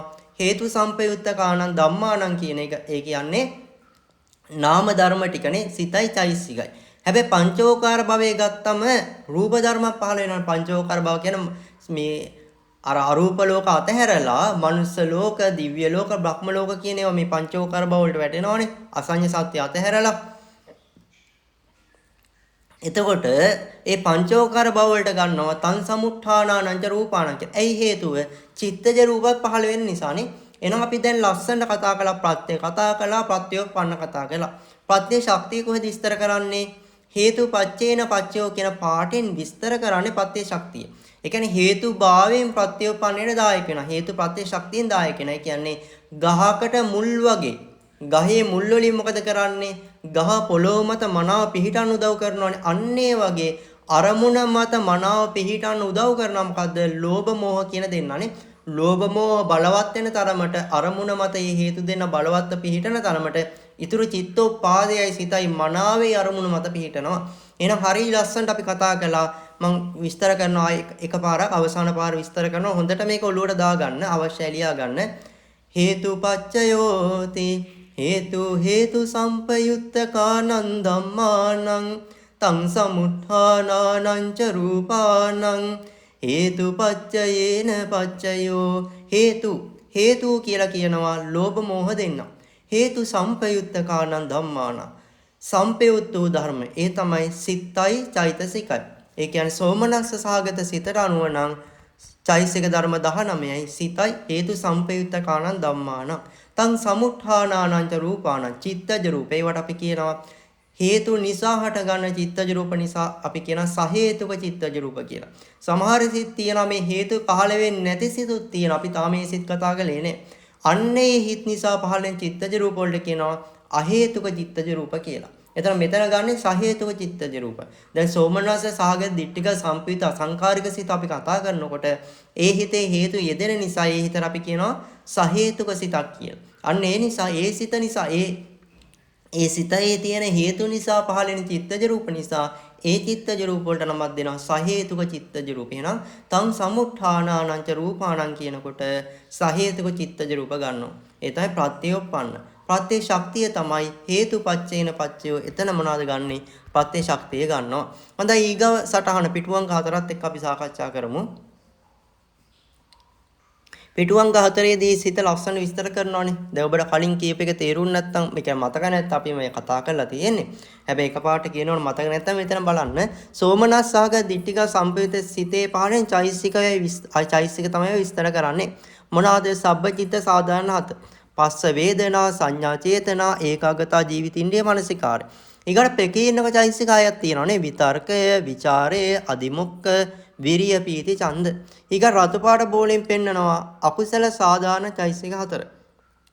ඒක ලෝභ මූලයක් නෙමෙයි, දේශ මූල සිතක් නෙමෙයි, මෝහ මූල සිතක් කියන යම්තා මොන විදිහ අකුසලයක් පාළුණත් අකුසල සිත් 12යි පහළ වෙන්නේ. ඒ හැම සිතකම මේ අකුසල සාධාරණ චෛසික ධර්ම 4 අනිවාර්යෙන් පහළ වෙනවා. ඒ තමයි මෝහය, අහිරිකය, අනෝතප්පය, උද්ධච්චයනේ. ඊගාවට දිට්ඨික සම්පේත සිතක් නිසා දිට්ඨිය පහළ වෙනවා. ඒ වගේම ලෝභ මූල සිතක් නිසා ලෝභය පහළ වෙනවා. කොළ පාටට පෙන්වන්නේ ලෝභය, ඊගාට පෙන්වන්නේ දිට්ඨිය. එහෙනම් ඔන්න ඔය චෛසික ධර්ම 19 ගන්න මේකේ ඊට පස්සේ ඊගාවට මේ සිතට මෙතන ගන්න සිතට ගන්න චෛසික ධර්ම 19යි. එතන මෙතන පත්‍ය ගත්තම ගන්නවා මොකද්ද? ලෝභ මෝහ පත්‍යයි පත්‍යෝපන්න ගන්නවා චෛසික ධර්ම 19යි සිතයි. ඇයි අර ලෝභ මෝහ කියන දෙන්න මේකට ගත්තේ පත්‍යෝපන්න වලට? හේතුව තමයි ලෝභය පත්‍ය වෙනකොට ලෝභය පත්‍යෝපන්න වෙන්නේ නැහැ. ලෝභය නිසා මෝහය පත්‍යෝපන්න වෙනවා. මෝහය පත්‍ය වෙනකොට මෝහය පත්‍යෝපන්න වෙන්නේ නැහැ. මෝහය නිසා ලෝභය පත්‍යෝපන්න වෙනවා. ඒ නිසා ලෝභ මෝහ කියන දෙන්න පත්‍ය පැත්තෙත් ඉන්නවා, පත්‍යෝපන්න පැත්තෙත් ඉන්නවා. පත්‍යෝපන්න පැත්තේ ඉන්නේ ලෝභය නිසා මෝහය පත්‍යෝපන්නයි. මෝහය නිසා ලෝභය පත්‍යෝපන්න වෙන නිසා. ඒ කියන්නේ ලෝභය පත්‍ය වෙනකොට මෝහයයි ඊතුරු චෛසික ධර්මයි චිත්තජ රූපයි ඔක්කොම පත්‍යෝපන්න වෙනවා. ඊට පස්සේ මෝහය පත්‍ය වෙනකොට කියන්නේ ලෝභය පත්‍ය වෙනකොට මෝහය ගන්නවා. මෝහය පත්‍ය වෙනකොට ලෝභයයි ඊතුරු චෛසික ධර්මයි සිතයි චිත්තජ රූපයි ඔක්කොම ගන්නවා. හැබැයි ඒක චිත්තක්ෂණිකව මේ දෙන්නම එක වෙලාවක ලෝභය පත්‍ය වෙලා අනිත් වෙලාව මෝහය පත්‍ය වෙනව නෙමෙයි. ඒක චිත්තක්ෂණයේ තුලම මේ ලෝභ මෝහ කියන දෙන්නාම ප්‍රත්‍ය වෙන නිසා පත්‍යෝපන්නේට මේ සියලු ඒ සිතේ පහළෙන් චෛසික එකතු කරනවා ලෝභ මෝහ කියන දෙන්නත් එක්කම පැහැදිලි ඇතිනේ. එහෙනම් ප්‍රත්‍ය වෙනවා ලෝභ මෝහ පත්‍යෝපන්න වෙනවා මොනවාද? චෛසික ධර්ම 19 සිතයි. ඒ වගේම චිත්තජ රූපයි. පත්‍ය ශක්තිය වෙනවා මොකද්ද? පත්‍ය ශක්තිය වෙනවා හේතුපත්‍ය ශක්තිය. හේතුභාවයෙන් තමයි උදව් කරන්නේ. කියන්නේ ගහකට මුල් වගේ මනාව පිහිටන්න උදව් කරනවා. එහෙනම් අපි දෙවෙනි සිතල් ලස්සනට සාකච්ඡා කරන්න බලාපොරොත්තු වෙනවා. එහෙනම් අංක 5 සටහනත් එක්ක අපි සාකච්ඡා කරමු. ඔන්න ඊගව සිත මොකද්ද? සෝමනස්ස සහගත දිට්ඨික සම්පයුත්ත සසංකාරික සිත. හරි සතුටින් නම් එයා ඒ දේ කරන්නේ. ඒ කියන්නේ අපි ආයෙත් ගමු හොරකමනේ. හොරකම් කරනවා හරි සතුටින්. අන්න අපි කියනවා මොකද්ද? සෝමනස්ස සහගතයි කියලා. එතන මේ දේවල් හරියට අහන්න Tamante එදිනෙදා ජීවිතේ පහළ වෙන සිතත් එක්ක මේක බෙදන්න. දැන් කෙනෙක්ගේ අකුසල කර්මපත අපි කරන්නේ නැහනේ කියලා. කර්මපත නොවුනත් අපිට නිකන් ලෝභයක් පහළ වෙනවා. චිත්‍රපටියක් බලනකොට කෙනෙක්ට ලෝභයක් පහළ වෙනවා. සින්දුවක් අහනකොට කෙනෙක්ට ලෝභයක් පහළ වෙනවානේ. අන්න එතකොට Tamante පහළ වෙන සිතත් එක්ක ප්‍රත්‍යපත්‍යෝපන්න පත්‍ය ශක්තිය බලන්න උත්සාහ කරන්න. හරි එතකොට එහෙනම් සතුටින් නම් හොරකම් කරන්නේ. මොකද්ද වේදනාව? සෝමනස්සේද දෝමනස්සේද උපේක්ඛාවද? එහෙනම් ඔබ කියාවේ සෝමනස්සේ සහිතයි. සෝමනස්ස සහගතයි. කර්මඵලයේ අදහන්නේ ඒ කර්මඵලයේ අදහ නොගැනීම. කියන්නේ මිච්ඡා දිට්ඨිය මුල් වෙලා නම් මේ අකුසලයේ කරන්නේ දිට්ඨික සම්පයුත්තයි. හිත වැටෙනවා. වැටෙන හිත දිරිමත් කර ගන්නවා. අන්න සසංකාරික වෙනවා. එහෙනම් සොරකම කරන්න පුළුවන් මොන සිතින්ද? සෝමනස්ස සහගත දිට්ඨික සම්පයුත්ත සසංකාරික සිතින්. ඊගාට කාමීච්ඡාචාරය කරන්න බැයිද? කාමීච්ඡාචාරයත් එයා සතුටින් නම් කරන්නේ සෝමනස්ස සහගත වෙනවා. කර්මපතේ අදහන්නේ නැහැ. මිච්ඡා දිට්ඨිය මුල් වෙලා නම් කරන්නේ දිට්ඨික සම්පයුත්ත වෙනවා. වැටෙන හිතක් යා දිරිමත් කර ගන්නවා නම් සසංකාරික වෙනවා. මුසාවාදේ බොරු කියනවානේ. සතුටින් බොරු කියන්නේ සෝමනස්ස සහගතයි. කර්මඵලයේ අදහන්නේ මිච්ඡා දිට්ඨිය මුල් කරගෙන. ඒ කියන්නේ කර්මඵලයේ අදහ නොගැනීම මුල් කරගෙන මේ වෙලාවේ හිත ක්‍රියාත්මක වෙන්නේ නේ. අන්න දිට්ඨික සම්පයුත්තයි. හිත වැටෙනවා. සමහරක් වෙලාවට එයාට හිතෙනවා මේ බොරුව කියලා මෙයා දැනගනීද? මේක බොරුවක් කියලා හවුවේද? නෑ කමක් නෑ කියලා වැටෙන හිත නැවත දිරිමත් කර ගන්න. අන්න සසංකාරික සිතක් වෙනවා. ඊගොඩ පිසුනා වාචා කියලා කියන්නේ කේලම් කියන්න බෑයිද? හරි සතුටින් කියනවා සෝමනස්ස සහගතයි. මිච්ඡා දිට්ඨිය මුල් කරගෙන කියනවා. දිට්ඨික සම්පයුත්තයි. හිත වැටෙනවා. නෑ දැන් කියන්න බෑ. තව කට්ටිය දකීද දන්නේ නෑ කියලා හිත වැටෙනවා. නැවතන නෑ මං කොහොම හරි කියනවා. කියලා මොකද කරන්නේ? වැටෙන හිත දිරිමත් කරගෙන කටයුත්ත කරනන්න සසංකාරික වෙනවා. ඊගාන හිස් වචන කතා කරනවානේ. සතුටින් නම් කතා කරන්නේ සෝමනස්ස සහගත වෙනවා. මිච්ඡා දිට්ඨිය මුල් කරගෙන නම් කරන්නේ දිට්ඨික සම්පයුත්ත වෙනවා. වැටෙන හිත නම් දිරිමත් කරගන්නේ සසංකාරික වෙනවා. අවිජ්ජා අනිත් අයගේ දේවල් වලට ආසා කරනවා. තව කෙනෙක්ගේ බිරින්දෑ කෙනෙකුට ආසා කරනවා. හරි සතුටින් ආසා කරනවා. සෝමනස්ස සහගතයි. මිච්ඡා දිට්ඨිය මුල් කරගෙන ආසා කරනවානේ. ඒ කියන්නේ ආසා කරනවා කියන්නේ Tamanට අයිති කර ගන්නවා මනසින්. අන්න දිට්ඨික සම්පයුත. හිත වැටෙනවා. නෑ මිනිස්සයාට වුණොත් මට ගුටි කන්න වෙයි කියලා හිත වැටෙනවානේ. වැටෙන හිත දිරිමත් කරගන්න සසංකාරික. එතකොට කෙනෙක්ට හිතෙන්න පුළුවන් මේ කර්මඵලයේ අදහ නොගැනීම ඒ කියන්නේ මිච්ඡා දිට්ඨිය කියන මිච්ඡා දිට්ඨිය පහළ වෙනකොට සසංකාරික පහළ වෙන්නේ නැහැ කියලා. එහෙම එකක් නැහැ. මිච්ඡා දිට්ඨිය පහළ වෙනකොට සසංකාරික පහළ වෙන්න පුළුවන්. ඇයි මිච්ඡා දිට්ඨියේදී වෙන්නේ අනාගත ජීවිතයක් ගැන එයා විශ්වාස කරන්නේ. කියන්නේ මේ මොහොතේ කුසලයක් කරොත් ඒකේ විපාක ලැබෙන්නේ නැහනේ. අන්න එහෙම. හැබැයි එයා දන්නවා මේ ජීවිතේ වැරද්දක් කරොත් අතීතයේ නම් රජවරුන්ට හවු වුණොත් හිසගසා දමනවානේ. උල තියනවානේ. අතපය කපනවා. ඊට පස්සේ වර්තමානයේ නම් පොලිසියට හවුනොත් හිරේ යන්න සිද්ධ වෙනවා. ඒක සාමාන්‍ය මිනිස්සුෙකුට තේරෙනවා. අන්න ඒ බය නිසා හිත වැටෙන්න පුළුවන්. වැටෙන හිත නැවත දිරිමත් කර ගන්න පුළුවන්. එහෙම නැත්නම් අලසකම, කම්මැලිකම, නිදිමතේ අන්න කෙනෙක් කියන හොරකම් කරන්න යා. දැන් මේ මනුස්සයාට නිදිමතයි. ඈනුන් ඇර යන්න බෑ කියා තමයි යන්නේ. අන්න ඒ හේතු බලපානානේ. එහෙම නැත්නම් බඩගින්නේ නම් ඉන්නේ. අන්න ඒ හේතු බලපාන. එහෙම නැත්නම් ඍතුව මහා හයියෙන් වැස්ස වහිනවා නම් එහෙම නැත්නම් ආයෙ කඳු කඩාගෙන වැටිලා නම් ඔන්න ඔය වගේ ගොඩක් හේතු බලපාන සසංකාරික වෙන්න පැහැදිලි ඇතිනේ. ඒ කියන්නේ යාගේ හිත දිරිමත් වෙන්නේ නැහැ. වැටෙන හිත තමයි යා නැවත දිරිමත් කරගන්නේ යම් බාහිර සාධක නිසා. පැහැදිලිද? එතකොට ඒක සමහරක් ඉර දඩුවමකට බය වෙන්න පුළුවන්. එතකොට ඒක කර්මඵලයට සම්බන්ධයක් නැහැ. මොකද යා අනාගතයේ දඩුවමක් ගැන නෙමෙයි. එයාට මේ ජීවිතේ වෙන දඩුවමක් ගැන තමයි එයා ඒක බලන්නේ. පැහැදිලිද? හොඳයි එහෙනම් අපි කතා කළා අවිජ්ජාව ගැන ලස්සන කතා කළා. ඊගොල්ලෝ මිච්ඡා දිට්ඨි. හුදෙක් මිච්ඡා දිට්ඨිය විතරයිනේ. ඒ කියන්නේ අකුසලයක් ගැන එයා හිතනවා. මොකක් හරි දෙයක්. ඒ කියන්නේ එයා හිතලා සැලසුම් කරලා ක්‍රියාත්මක කරන එකක් නෙමෙයි. එයා මොකක් හරි මේ ලෝකයේ තියෙන අකුසල් ගැනනේ ප්‍රාණඝාතය වෙන්න පුළුවන්, සොරකම වෙන්න පුළුවන්, කාමීච්ඡාචාරය වෙන්න පුළුවන්. මොකක් හරි දෙයක් ගැන හිතනවා, හිත වැටෙනවා, නැවත දිරිමත් කරගෙන ඒ ගැන හිතනවානේ. අන්න එතකොට සසංකාරික සිතක් පහළ වෙනවා. එතකොට මේ දෙවනි හිතෙන් සෝමනස්ස සහගත දිට්ඨික සම්පයුත්ත සසංකාරික සිතෙන් අකුසල කර්මපත කීයක් කරන්න පුළුවන්ද කියලා ඇහුවොත් අකුසල කර්මපත 7ක් කරන්න පුළුවන්. කෙනෙක්ට හිතේ දැන් හැම හිතම කොහොමද කියලා නෑ. සමහර හිත වලින් තමයි 7ක් කරන්නේ. සමහර සිත් වලින් 7ක් කරන්න බෑ. ඒක තමයි මේ කෑල්ලෙන් කෑල්ල කඩලා විස්තර කරන්නේ. හොඳයි එතකොට එහෙනම් මෙන්න මේ අකුසල කර්මපත කීයක් කරනවද? අකුසල කර්මපත 7ක් කරන්න පුළුවන්. ඊගාවට අපි පිටු අංක 6ත් එක්ක ලස්සනට සාකච්ඡා කරනවා, ප්‍රත්‍ය සාකච්ඡා කරනවා, ප්‍රත්‍යෝපන්න සාකච්ඡා කරනවා, ප්‍රතිශක්තිය සාකච්ඡා කරනවා. හොඳයි 6 වෙනි පිටුවේ දැන් මේ සිතේ පාලන චෛසික ධර්ම ඉගෙන ගන්න එපේ. ඒ තමයි ඒ සිතේ අනිවාර්යෙන් පහළ වෙන මොකද්ද? සබ්බචිත්ත සාධනහද? පස්ස වේදනා, සංඥා චේතනා, ඒකාගතා ජීවිතින්නේ මානසිකාරය. මම වේගෙන් කිව්වට බය වෙන්න එපා. මොකද ඔය සටහනේ ඒ ටික දාලා තියෙන ඒ ටික Tamanට තනියම සටහන් කරගන්න පුළුවන්. ඒක සමූහයේ පළ කරානේ PDF එක. ඊගාවට පෙකීනක චෛසික ධර්ම 6ක් තියෙනවනේ. විතර්ක, විචාර, අදිමොක්ක, විරිය, පීති, ඡන්ද. මේවා කොහොමද ක්‍රියාත්මක වෙන්නේ කියලා මම දැන් කියන්නේ. මොකද මුල් පාඩම් වල මේ හැම එකටම උදාහරණ පෙන්නලා වෙනම රූප වලින් පෙන්නලා මේකට එක එක උපමා පෙන්නලා අපි ලස්සනට මුල් පාඩම් වල සාකච්ඡා කරපු නිසා. ඊගාවට අකුසල සාධන 4 පහළ වෙනවා. මෝහේ, අහිරිකේ, අනෝතප්පේ, උද්දච්චේ, ලෝභ මූල සිතක් නිසා ලෝභය පහළ වෙනවා. දිට්ඨික සම්පේත සිතක් නිසා දිට්ඨිය පහළ වෙනවා. හැබැයි සමහර වෙලාවට තීන මිද්ද පහළ වෙන්න පුළුවන්. ඒ කියන්නේ හිත අලසයි නම්, කම්මැලි නම්, කියන්නේ සමහර කට්ටිය නිදිමතයි, අලස බවින් හිත වැටෙනවා. නැවත අපි හිතමුකෝ මහා රාත්‍රියේ යන්නේ හොරකම් කරන්නනේ. එතකොට නිදිමතයිනේ. එහෙම නැත්නම් යා රෑ නිදි මරාගෙන ඉඳලා දවල්ට නිදි. ඊට පස්සේ හොරකම් කරන්න යනවා. එතකොට ඒ නිදිමත නිසා ප්‍රශ්න ඇති වෙනවා. අලසකම නිසා ප්‍රශ්න ඇති වෙනවා. අන්න ඒ වගේ අලසකම හෝ නිදිමත නිසා වැටෙන හිතක් දිරිමත් කර ගන්නවා නම් තීන මිද්දේ පහළ වෙනවා. එහෙම නැත්නම් බාහිර හේතුව බය නිසා නම් මේ දේ කරලා හවු වුණොත් මට ප්‍රශ්න වැටෙයි කියලා බය නිසා නම් හිත වැටෙන්නේ. ඒක දිරිමත් කර ගන්නවා නම් ආන්න එතකොට තීන මිද්ද පහළ වෙන්නේ නැහැ. එහෙනම් අලස බව, කම්මැලිකම කියන එක හේතු වෙලා සිත වැටෙනවා නම් ඒ වැටෙන හිතක් දිරිමත් කර ගන්නකොට ඒ අලස බව, කම්මැලි බව හේතු වුණානේ. කියන්නේ හිත වැටෙන්න. අන්න එතකොට ඒ දිරිමත් එනකොටත් ඒ හිතේ තීන මිද්දේ තියෙනවා කොහොමද? තීන මිද්දේ සම්පූර්ණ දුර වෙලා නැහැ. අන්න එතකොට තීන මිද්ද කියන දේ දෙක ඒ සිතේ පහළ වෙනවා.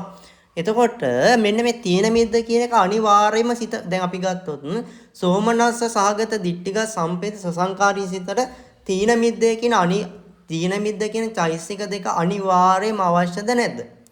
මම ආයෙමත් ප්‍රශ්නය අහනවා. මේ තීන මිද්ද කියන චෛසික දෙක සෝමනස්ස සහගත දිට්ඨික සම්පේත සසංකාරික සිතට අනිවාර්යයෙන්ම අවශ්‍යද නැද්ද? දැන් මමම කිව්වනේ ඔබට මතකනේ. සමහර අවස්ථාවලදී අවශ්‍ය වෙනවා, සමහර අවස්ථාවලදී අවශ්‍ය නැහැ. නිදිමත කම්මැලි බව එක්ක යෙදිච්ච ක්‍රියාවලදී මේක පහළ වෙනවා. එහෙම නැති ක්‍රියාවලදී දෙන්නේ නැහැ. එහෙනම් ඔබට තේරෙන්න ඕනේ මේක අනිවාර්යයෙන්ම අවශ්‍ය චෛතසික ධර්ම දෙකක් නෙමෙයි. ආන්න ඒ නිසා මේ අනිවාර්යයෙන්ම අවශ්‍ය චෛතසික වලට අපි කියන නියත යෝගී, අනිවාර්යයෙන්ම අවශ්‍ය නැති චෛතසික වලට කියන අනියත යෝගී කියලා. එහෙනම් මෙතන තීන මිද්ද කියන දෙන්න අනියත යෝගී වෙනවානේ.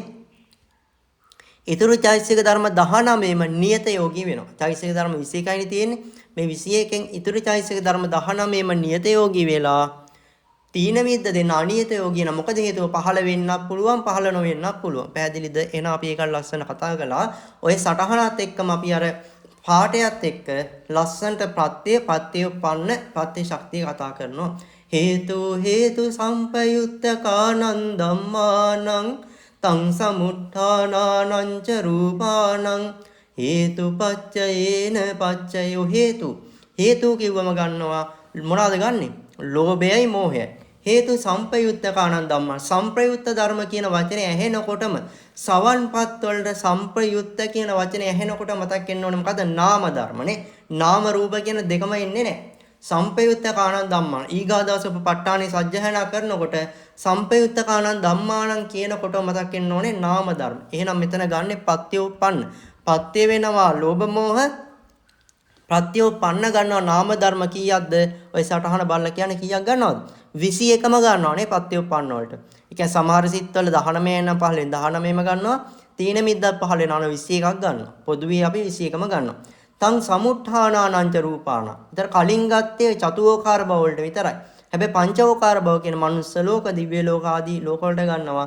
තං සමුත්ථානානංච රූපාණං කියන චිත්තජ රූපත් අන්න පත්‍ය වෙනවා ලෝභ මෝහ පත්‍යෝපන්න වෙනවා මොනවාද? නාම ධර්ම. ඒ කියන්නේ චෛසික ධර්ම 21යි සිතයි. ඊට පස්සේ ඒ වගේම තං සමුත්ථානානංච රූපාණං කියන තැනට ගන්නවා සහේතුක චිත්තජ රූප. හේතුපච්චේන පච්ච හේතුපත්‍ය ශක්තියෙන් තමයි පත්‍යෝපන්නයට දායක වෙන්නේ. ගහකට මුල් වගේ මුල් වලින් ගහ මනාව රඳා පවත්තා ගන්නවා වගේ තමයි මේ ලෝභ මෝහ කියන දෙන්න ශක්තිමත් වෙන තරමට ඒ සිතත් චෛසික ධර්ම චිත්තජ රූප ශක්තිමත් වෙන මුල් ශක්තිමත් වෙන තරමට කඳ අතු ශක්තිමත් වෙනවා වගේ ලෝභ මෝහ දෙන්න ශක්තිමත් වෙන තරමට ඒ මත පිහිටලා පහළ වෙන සිතත් චෛසික ධර්මත් ඒ වගේම චිත්තජ රූප පුංචි සතුටක් තියෙනකොට ඒක ඉස්සරහින් ඉන්න කෙනාට එච්චර පේන්නේ නැහැ. ගොඩක් සතුටින් ඉන්න මූණ දැක්කම මේ චිත්තජ රූප හොඳට ප්‍රකට වෙනවානේ. පැහැදිලිද? අන්න ඒ වගේ තමයි ලෝභ මෝහ දෙන්න බලවත් වෙන තරමට අන්න ඒ සිතත් චෛසික චිත්තජ රූප ප්‍රකට වෙනවා. ඊර්ෂ්‍යාව ගන්න ලෝභ මූල සිතේ නෙමෙයි දේශ මූල සිතේ. ඊර්ෂ්‍යාව පොඩ්ඩක් තියෙනකොට හොයන්න බෑ. ඊර්ෂ්‍යාවෙන් පුපුර ලං ඉන්නේ මූණ දැක්කම කියන්න පුළුවන් නේ. අන්න ඒ ඊර්ෂ්‍යා සිතේ දේශයයි මෝහයයි බලවත් වෙන තරමට චිත්තජ රූප බලවත් වෙලා. අපි ඒක ලස්සන දේශ මූල සිතේදී සාකච්ඡා කරනවා. එතන මට මෙතන කියන්න ඕනුනේ ඒ ලෝභ මෝහ කියන දෙන්න ඒ හේතු ධර්ම වලට ගහකට මුල් මනාව පිහිටනවා වගේ අරමුණ තුල මනාව පිහිටන්න පුළුවන්. ඒ අරමුණ මත මනාව පිහිටන එකේ බලවත් භාවය අනුව තමයි ඒ සිතත් චෛසික ධර්ම චිත්තජ රූප බලවත් පහළ වෙන්නේ. හොඳයි අපි එහෙනම් ඒක ලස්සනට කතා කළා. පත්‍යෝපන්න පතේ ශක්තිය හේතු සම්පයුත්තකානං ධම්මානං කිව්වම හේතු කිව්වම ලෝභ මෝහ හේතු සම්පයුත්තකානං ධම්මානං කිව්වම නාම ධර්ම සිතත් චෛසික ධර්ම 21ක් තං සමුත්ථානානං රූපාණං කිව්වම සහේතුක චිත්තජ රූප ඒ තමයි පත්‍යෝපන්න හේතුපච්චේන පච්චේකම් පත්තේ ශක්තිය. එහෙනම් මේ පාඩය තුල පත්‍යත් ලස්සනට විස්තර කරනවා පත්‍යෝපන්න ලස්සනට විස්තර කරනවා පත්තේ ශක්තිය ලස්සනට විස්තර කරනවා. හොඳයි අපි ඊගාට පිටු අංක 7ත් එක්ක සාකච්ඡා කරගෙන යමු. පිටු අංක 7 මොකද්ද විස්තර වෙන්නේ? සෝමනස්ස සාග දිට්ඨිගත විප්පයුත සංකාරික සිත නේද? ඔන්න කෙනෙක් සතුටින් හොරකම් කරනවානේ. කෙනෙක් සතුටින් හොරකම් කරනකොට අන්න අපි කියනවා සෝමනස්සේ සහිතද සෝමනස්සේ සහිත නැද්ද? සෝමනස්සේ සහිතයි. ඒ නිසා අපි කියනවා සෝමනස්ස සහගතයි කියලා. හැබැයි මිච්ඡා දිට්ඨිය මුල් කරගෙන නෙමෙයි හොරකම් කරන්නේ. එයාට සමහරක් වෙලාවට එයාට එක්කෝ ලෝභය මුල් කරගෙන හොරකම් කරනවා වෙන්න පුළුවන්. දැන් කෙනෙක්ට හිතෙන්න පුළුවන් මේ කර්ම ඵලයේ අදහන් නැති කෙනෙක්ද මේ හොරකම් කරන්නේ. පැහැදිලිද? නෑ එහෙම නෙමෙයි. කර්ම ඵලයේ අදහන් නැති, ඒ කියන්නේ කර්ම ඵලයේ අදහන පුජ්‍යරේද මේ හොරකම් කරන්න කියලා කෙනෙක්ට හිතෙන්න පුළුවන් දිට්ඨිගත විප්‍රයුක්ත නිසා. නෑ කර්ම ඵලයේ අදහන් නැති කෙනෙක්, ඒ කියන්නේ නැති කෙනෙක්ට උනම් මේ සිත පහළ වෙන්න පුළුවන්. උදාහරණයක් විදිහට අපි මෙහෙම හිතමුකෝ. දැන් ඔන්න කෙනෙක් හිතනවා දන් දුන්නට වැඩක් නෑ, සිල් රැක්කට වැඩක් නෑ, හොරකම් කරාට කිසි ප්‍රශ්නයක් නෑ. එතකොට එයා හොරකම් කරන හැබැයි එයා දන්නවා හොරකම් කරොත් ඒක ප්‍රශ්නයක් ඊගාව ජීවිතේට නැති වුණාට මේ ජීවිතේ නම් gedara හිමියට අහු වුණ ගුටි කන්න වෙනවා. කාම මිත්‍යාචාරය කරන්න යනවා. ගෙවල් වල මිනිස්සුන්ට අහු වුණ ගුටි කන්න වෙනවා. එහෙම නැත්නම් මේ කාන්තාවගේ පවුලේ අයට අහු වුණ ගුටි කන්න වෙනවා. අන්න එතකොට එයා කල්පනා කරනවා, සමහරක් අය කල්පනා කරනවා එයාට මානෙ එනවානේ. නෑ මට ප්‍රශ්නයක් වෙන්නේ නෑ. අන්න මිත්‍යා දිට්ඨික පුජ්‍යලයාට වුණත් දිට්ඨිය මුල් නොවි මානෙ ඉස්සරහට ඇවිල්ලා මේ අකුසලේ කරන්න බැයිද? පැහැදිලිද මං කියප එක? කියන්නේ කර්මඵලයේ අදහන් නැත්නම් සාමාන්‍ය කෙනෙක්ට හිතෙනවා මේ ඒක මේ ලේබල් කරගන්නවානේ. මේ මෙතන කියන්නේ පුජ්‍යලයා වශයෙන් අරගෙන නෙමෙයි. ඒ මොහතවල් වල පහළනේ සිත් වශයෙන් දැනගත්තාම ප්‍රමාණවත් නේ. පුජ්‍යල වශයෙන් අපි පස්සේ තමයි සාකච්ඡා කරන්නේ රහතන් වහන්සේලාට පහළින සිත්, ඊට පස්සේ මාර්ගඵලලාභින්ට මොන සිද්ද පහළ වෙන්න කියලා. ඒතර අපි ඉස්සෙල්ලාම මේ සිත හඳුනාගත්තම තමයි පුජ්‍යලයාට ඒක දාලා අපිට සාකච්ඡා කරන්න ලේසි වෙන්නේ. ඒතර මෙතන සිත වශයෙන් දැනගන්න ඕනේ නේ. ඒ කියන්නේ සතුටින් නම් මේ දේ කරන්නේ සෝමනස්සයි. දිට්ඨිය මුල් වෙලා නෙමෙයි නම් කරන්නේ. කියන්නේ දිට්ඨිය නැති පුජ්‍යලේ කරනවා කියන එක නෙමෙයි මේ කියන්නේ. දිට්ඨිය මුල් වෙලා නෙමෙයි නම් ඒක කරන්නේ. සමහරක් කෙනෙක්ට ලෝභය මුල් වෙලා කරනවා වෙන්න පුළුවන්. කෙනෙක්ට ලෝභයයි මානයයි මුල් වෙලා වෙනවා පුළුවන්. ඒ කියන්නේ මානය මුල් වෙනවා කියලා කියන්නේ එයා හිතනවා මට ප්‍රශ්නයක් නැහැ කියලා. ඒතකොට දිට්ඨිය පිටිපස්සට ගිහිල්ලා මානෙ ඉස්සරහට එනවා. පැහැදිලිද? අන්නේ හිතට කියනවා දිට්ඨිගත විප්‍රයුක්ත සිත්. සමහර අයට මානෙ මුල් වෙන්නේ නැහැ. හුදෙක් ලෝභය නිසාම කරනවා. පැහැදිලිද? අන්න සෝමනස්ස සාග දිට්ඨිගත විප්‍රයුක්ත. ඇයි දිට්ඨිය නැති නිසා විප්‍රයුක්තයි. වැටෙන හිත දිරිමත් කරගන්නේ ස්වභාවයෙන් මේ සිත පහළ වෙන අසංකාරිකයි. පැහැදිලිද? අන්න හොරකම් කරන්න පුළුවන් මානෙ මුල් වෙලා.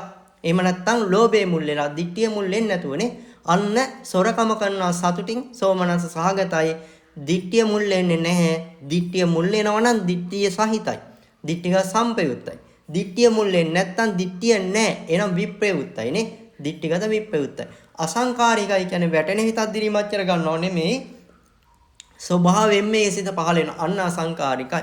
ඊගට කාමීච්ඡාචාරයේ දෙන හරි සතුටින් සෝමනස්ස සහගතයි. දිට්ඨිය මුල් වෙලා නෙමෙයි කරන්නේ. දිට්ඨිගත විප්‍රයුක්තයි. වැටෙන හිතක් දිරිමත් කර ගන්නවා නෙමෙයි ස්වභාවයෙන්ම පහළ වෙන අසංකාරිකයි. ඊකට බොරු කියනවා. සතුටින් බොරු කියනවා සෝමනස්ස සහගතයි. දිට්ඨිය මුල් වෙලා නෙමෙයි කරන්නේ. දිට්ඨිගත විප්‍රයුක්තයි. වැටෙන්නේ නැහැ හිත. එනම් අසංකාරිකයි. කේලමක් ඇවිල්ලා කියන කනගාවටනේ. අන්න සතුටින් ඒ කේලම කියන සෝමනස්ස සහගතයි. දිට්ඨිය මුල් වෙලා නෙමෙයි කරන්නේ. දිට්ඨිගත විප්‍රයුක්තයි. වැටෙන හිතක් නෙමෙයි දිරිමත් කරගන්නේ අසංකාරිකයි. ඊළඟට හිස් වචන කතා කරනවා. එතන හිස් වචන හරිය සතුටින් කියනවා සෝමනස්ස සාගතයි. දිට්ඨිය මුල් වෙලා නෙමෙයි. දිට්ඨිගත විප්‍රයුක්තයි. වැටෙන හිත දිරිමත් කරගන්නේ නැහැ අසංකාරිකයි. අවිජ්ජා කියන්නේ අනිත්‍යයේ දේවල් මනසින් අයිති කරගන්න සතුටින් නම් සෝමනස්ස සාගතයි. දිට්ඨිය මුල් වෙලා නෙමෙයි නම් දිට්ඨිගත විප්‍රයුක්තයි. හිත වැටෙන්නේ නැත්නම් අසංකාරිකයි. එනවා අපි ඒක ලස්සන සාකච්ඡා කළා. ඊගාවට පිටු අංක 8ත් එක්ක අපි සාකච්ඡා කරගෙන යමු. පිටු අංක 8 කොහොමද විස්තර වෙන්නේ? ඒ සිතේ පහළෙන් චෛසික ධර්මනේ. ඉතින් චෛසික ධර්ම කීයක් තියෙනවද? සබ්බචිත් සාධාරණ 7 තියෙනවද නැද්ද? ඔය කහපාට රවුමේ තියෙන්නේ මොකද්ද? සබ්බචිත් සාධාරණ 7. නිල් පාට රවුම් වල තියෙන පෙකින්න කහය. එහෙනම් සබ්බචිත් සාධාරණ 7ක් පහළ වෙනවා. පස්ස වේදනා සංඥා චේතනා ඒකාගතා ජීවිතින්නේ මානසිකාරේ පෙකින්න කහයි කියන්න බලන්න මොනවද පෙකින්න කහය? විතක්ක විචාර අදිමොක්ක විරිය පීති ඡන්දනේ. ඊගල අකුසල සාධාරණ 4 හැම අකුසල සිතකම පහළ වෙනවානේ. මෝහේ අහිරිකේ අනෝතප්පේ උද්දච්චේ. ලෝභ මූල සිතක් නිසා ලෝභය අනිවාර්යෙන් පහළ වෙන්න ඕනේද? එහෙනම් ඔබ කියාවි ඔව් ස්වාමීන් වහන්සේ ලෝභ මූල සිතක් නිසා ලෝභය අනිවාර්යෙන් පහළ වෙන්න ඕනේ. අන්න ලෝභයක් පහළ වෙනවා. හැබැයි මානෙ කියන එක ඔබට මතකද මං කිව්වා මානෙ මුල්ුණොත් තමයි මානෙ පහළ වෙන්නේ. මානෙ මුල්ුන්නේ නැත්තම් මානෙ පහළ වෙන්නේ නැහැ. එහෙනම් මානෙ අනිවාර්යයි නැහැ. මානෙ පහළ වුණොත් චෛසික ධර්ම 19යි. මානෙ පහළුන් නැතන් 18. එහෙනම් ඔබට දැන් තේරෙනවද? මෙතන නියත යෝගී නොවන චෛසිකයක් තියෙනවා. අන්නේ චෛසිකයට කියන අනියත යෝගී. මොකද අනියත යෝගී වෙන්නේ? මානෙ අනියත යෝගී. අනිවාර්යෙන් යෙදෙන්නේ නැහැ. අනිවාර්යෙන් යෙදෙන චෛසික නියත යෝගී වෙනවා. අනිවාර්යෙන් යෙදෙන්නේ නැති චෛසික අනියත යෝගී වෙනවා. එහෙනම් අනිවාර්යෙන්ම යෙදෙන චෛසික ධර්ම 18ක් අනිවාර්යෙන් යෙදෙන්නේ නැහැ චෛසික එකක්. ඒ මානෙ ඔක්කොම ගත්තම කීයද චෛසික ධර්ම 19යි. එහෙනම් මේ සිත ගත්තම චෛසික ධර්ම 19ක් වෙනවා. එහෙනම් අපි ප්‍රත්‍යපත්‍යෝපන ප්‍රත්‍ය ශක්තිය ලස්සනට කතා කරමු. හේතු සම්පයුත්තකානං ධම්මානං තං සමුත්ථානානං ච රූපානං හේතුපච්චයේන පච්චය හේතු කිව්වම ලෝභ මෝහ දෙන්නා ප්‍රත්‍ය වෙනවා. හේතු සම්පයුත්තකානං ධම්මාන හේතු වෙච්ච හේතු දෙන්නත් එක සම්ප්‍රයුක්ත වූ ධර්ම. ඒ කියන්නේ නාම ධර්මනේ. චෛසික ධර්ම 19යි සිතයි ප්‍රත්‍යෝපන්න වෙනවා. තං සමුත්ථානානං ච රූපාන අන්නේ හේතු නිසා හට ගන්නා වූ සහේතුක චිත්තජ රූප. තං සමුත්ථානානං ච රූපානං කියන්නේ සහේතුක චිත්තජ රූපත් ප්‍රත්‍යෝපන්න වෙනවා. හේතුපච්චේන පච්ච ප්‍රත්‍ය ශක්තිය තමයි හේතුපත්‍ය භාවයේ මූල භාවයෙන් තමයි ප්‍රත්‍යෝපන්නයට මෙයා දායක වෙන්නේ. කවුද දායක වෙන්නේ? ලෝභ මෝහ කියන දෙන්නා මූල භාවයෙන් කියන ගහකට මුල් වගේ මේ අරමුණ මත මනාව පිහිටන්න තමයි ලෝභ මෝහ දෙන්නා දායක වෙන්නේ. ලෝභ මෝහ දෙන්නට මූල භාවය විතරක් නෙමෙයි තව වෙන විදිහට දායක වෙන්න පුළුවන්. හැබැයි මෙතන හේතුපත්‍යයේදී දායක වෙන්නේ ගහකට මුල් වගේ පැහැදිලි ඇති. හොඳයි ඊගාවට අපි 9 වෙනි පිටු අංකයත් එක්ක ලස්සනට සාකච්ඡා කරමු ඉදිරි දේශනාව. ඊගාවට අපි සාකච්ඡා කරන මොකක්ද ඒ සිත? සෝමනස්ස සහගත දිට්ඨිගත විප්‍රයුක්ත සසංකාරික සිත 4 වෙනි සිත නේද? සෝමනස්ස සහගත දිට්ඨිගත විප්‍රයුක්ත සසංකාරික සිත. ඒතර වැටෙන හිතක් දිරිමත් කරගන්නවා. මම වේගෙන් කියාගෙන යන්න මොකද වෙලාව දැන් පැයකට වඩා ගෙවිලා තියෙන නිසා අපිට තව සිත් සාකච්ඡා කරන්න තියෙන නිසා ඔන්න සතුටින් නම් හොරකම් කරන්නේ මොකද්ද? සෝමනස්ස සහගතයි. මිච්ඡාදිට්ඨිය මුල් කරගෙන නෙමෙයි මිච්ඡාදිට්ඨිය මුල් කරගෙන නෙමෙයි නම් අකුසලයේ කරන්නේ දිට්ඨිගත විප්පයුත්තයි. හිත වැටෙනවා වැටෙන හිත දිරිමත් කරගන්නවා. එතන වැටෙන හිත දිරිමත් කරගන්නේ බාහිර වෙනස් සාධකයක් නිසා නම් තීන මිද්ද පහළ වෙන්නේ නැහැ. හැබැයි නිදිමතා ලෙස ගතිය තමන්ගේ චිත්ත සංතානයේ පහළෙන් නිදිමතා ලෙස ගතිය නිසා නම් අන්න එතකොට සසංකාරික සිත් පහළ වෙනවා. පැහැදිලිද? බාහිර හේතුන් නිසා තමන්ගේ හිතේම තමයි ඒක සසංකාරික වෙන්නේ. හැබැයි නිදිමතා ලෙස ගතියක් නිසා නම් තීන මිද්දේ පහළ වෙනවා. එහෙම නැතුව වැටෙන හිතක් දිරිමත් කර ගන්නවා නම් තීන මිද්දේ නැතුව සසංකාරික වෙනවා. පැහැදිලිද? එහෙනම් හොරකම කරන්න පුළුවන් වැටෙන හිතක් දිරිමත් කර සෝමනස්යෙන් යුතුව. කාම මිච්ඡාචාරය කරනවා. හරි සතුටින් සෝමනස්සයි. මිච්ඡාදිට්ඨිය මුල් කරන්නේ මේ දිට්ඨිගත විප්‍රයුක්තයි. ඊට පස්සේ වැටෙන හිතක් දිරිමත් කර ගන්නවා සසංකාරිකයි. බොරු කියනවා. සතුටින් බොරු කියන්නේ සෝමනස්ස සාගතයි. ඊට පස්සේ කර්මඵලයේ අදහා නොගැනීම කියන මිච්ඡාදිට්ඨිය මුල් කරන්නේ මේ කරන්නේ දිට්ඨිගත විප්‍රයුක්තයි. ඊට පස්සේ වැටෙන හිතක් නම් දිරිමත් කරගන්නේ සසංකාරිකයි. පිසුනා වාචාව කේලම් කියනවා. සතුටින් කේලම් කියන්නේ සෝමනස්ස සහගතයි. මිච්ඡාදිට්ඨිය මුල් කරන්නේ මේ කියන්නේ දිට්ඨිගත විප්‍රයුක්තයි. වැටෙන හිතක් දිරිමත් කරගන්නවා සසංකාරිකයි. සම්පප්පලාපේ හිස් වචන කියන මේවා අහනකොට ඔබ හිතන්න ඕන අපේ ජීවිතෙත් මේ වගේ දේවල් කරනවද? ඒ වගේ දේවල් කරනවා නම් මොකද්ද මේ මොහොතේදී පහළ වෙන පත්‍ය උප්පන්න පත්‍ය ශක්තිය කියලා. හිස් වචන කතා කරන සතුටින් නම් කරන්නේ සෝමනස්ස සාගතයි. දිට්ඨිය මුල් වෙලා නෙමෙයි නම් කරන්නේ දිට්ඨිගත විප්‍රයුක්තයි. වැටෙන හිතක් නම් දිරිමත් කරගන්නේ සසංකාරිකයි. අවිජ්ජාව අන්සතු වස්තුවක් තමාගේ කරගන්නවා. සතුටින් නම් කරන්නේ සෝමනස්ස සාගතයි. වැටෙන හිතක් නම් දිරිමත් කරගන්නේ දිට්ඨිගත විප්‍රයුක්තයි. මේ සමායන දිට්ඨිය මුල් කරගෙන නෙමෙයි නම් දිට්ඨිගත විප්‍රයුක්තයි. වැටෙන හිතක් නම් දිරිමත් කරගන්නේ සසංකාරිකයි. සමහර අයට ප්‍රශ්න තියෙනවා අපි අනුන්ගේ කාන්තාවන් ගැන එහෙම නැත්නම් අනුන්ගේ ස්වාමියෝරු ගැන ප්‍රාර්ථනා කරන්නේ අපි විවාහපත් වෙච්ච නැති කෙනෙක් ගැන ප්‍රාර්ථනා කරනවානේ. එතකොට මේ අවිජ්ජාවට වැටෙනවද? නෑ අවිජ්ජාවට වැටෙන්නේ අන්සතු වස්තුවක් මනසින් අයිති කර ගන්න ඕන. අන්සතු නොවන වස්තුවක් මනසින් අයිති කරගත්තා කියලා අවිජ්ජා කියන කර්ම පතේට වැටෙන්නේ නෑ. පැහැදිලි ඇතිනේ? නැත්නම් ඉතින් පුරුෂයට කාන්තාවකට ආදරය කරන්න බෑනේ. ඒතර අවිජ්ජාවට අයිති වෙන්නේ කාන්තාව හෝ පුරුෂයා වෙන කෙනෙක් සතු වෙන්න ඕනේ නේ. අන්න එහෙම තමයි අවිජ්ජා කර්මපතේට අයිති වෙන්නේ. එහෙම නැති වුණොත් ලෝභයක් තමයි එතන සිද්ධ වෙන්නේ නේ. කියන්නේ මොන විදිය ආදරයක් කරත් ඒක ලෝභයක්. නමුත් කර්මපතේ කියන අකුසල් කර්මපතේට වැටෙන්නේ නැහැ. හොඳයි එතකොට මේ සෝමනස්ස සහගත දිට්ඨිගත විප්‍රයුත සසංකාරික සිතින් අකුසල කර්මපත කීයක් කරන්න පුළුවන්ද? අකුසල කර්මපත 6ක් කරන්න පුළුවන්. එහෙනම් දැන් අපි ලස්සන්ට සිතේ පහළෙන් චෛසික කතා කරමු පිටු අංක 10ත් එක්ක. පිටු අංක 10 විස්තර වෙනවනේ චෛසික ධර්ම කීයද 21ක් නේ. එතන මේ 21 කතා කරලා මේක අනියත යෝගිත් නියත යෝගිත් අපි සාකච්ඡා කරනවා. සබ්බචිත්ත සාධාන හත මේ සිතේ පහළ වෙනවනේ. පස්ස වේදනා සංඥා චේතනා ඒකාගතා ජීවිතින්ගේ මානසිකාරය. පෙකිනක 6 පහළ වෙනවද? පෙකිනක 6ක් පහළ වෙන මොනවාද? විතක්ක විචාර අදිමොක්ක විරිය පීති ඡන්ද. අකුසල සාධාන 4 පහළ වෙනවද? අකුසල සාධාන 4ක් පහළ වෙන මොනවාද? මෝහය අහිරිකය අනෝතප්පය උද්දච්චය. ලෝභ මූල සිතක් නිසා ලෝභය පහළ වෙන්න ඕනේද නැද්ද? එහෙනම් ඔබ කියාවේ ලෝභය පහළ වෙන්න ඕනේ. අනලෝභයත් පහළ වෙනවා. මානය පහළ වීම අනිවාර්යද? නෑ. සමහර වෙලාවට මානය මුල් වෙලා.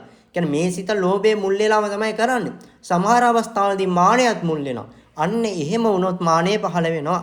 ඊට පස්සේ අලසකම නිදිමත ගතිය පහළ වුණොත් විතරක් තීන මිද්ද පහළ වෙනවා. එහෙම නැත්නම් තීන මිද්ද පහළ වෙන්නේ නැහැ. එහෙනම් මෙතන අනියත යෝගී චෛසික කීයක් තියෙන්න ඕනේද? කල්පනා කරලා කියන්න. තීන මිද්ද කියන්නේ අනියත යෝගී. මානය කියන්නේ අනියත යෝගීද නැද්ද? ඒකත් අනියත යෝගී නේ. එහෙනම් අනියත යෝගී චෛසික ධර්ම 3ක් පහළ වෙනවා නේ. එතකොට නියත යෝගී චෛසික ධර්ම 18යි අනියත යෝගී චෛසික ධර්ම 3යි නේ. එතකොට අනියත යෝගී චෛසික ධර්ම 3ත් එකතු වුණාම චෛසික ධර්ම 21ක් එනවා. නැත්නම් අනිවාර්යයෙන්ම නියත යෝගී කියන්නේ අනිවාර්යෙන් පහළ වෙන චෛසික ධර්ම 18යි.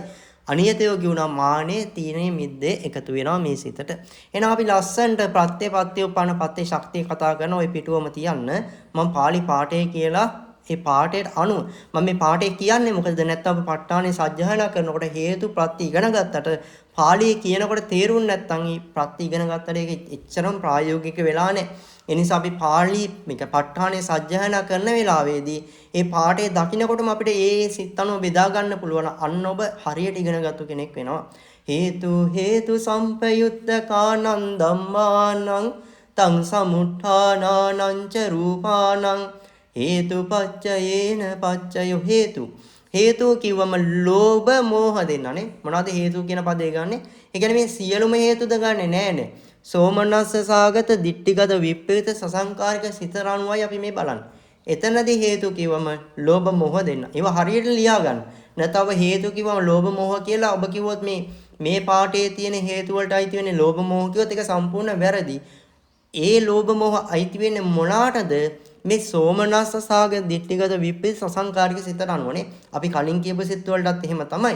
එහෙනම් ඒ සිතට අනුව තමයි ලෝභ මෝහ ගන්නෙ. ලෝභ මූල සිත් 8ට තමයි ලෝභ මෝහ කියලා ගන්නෙ.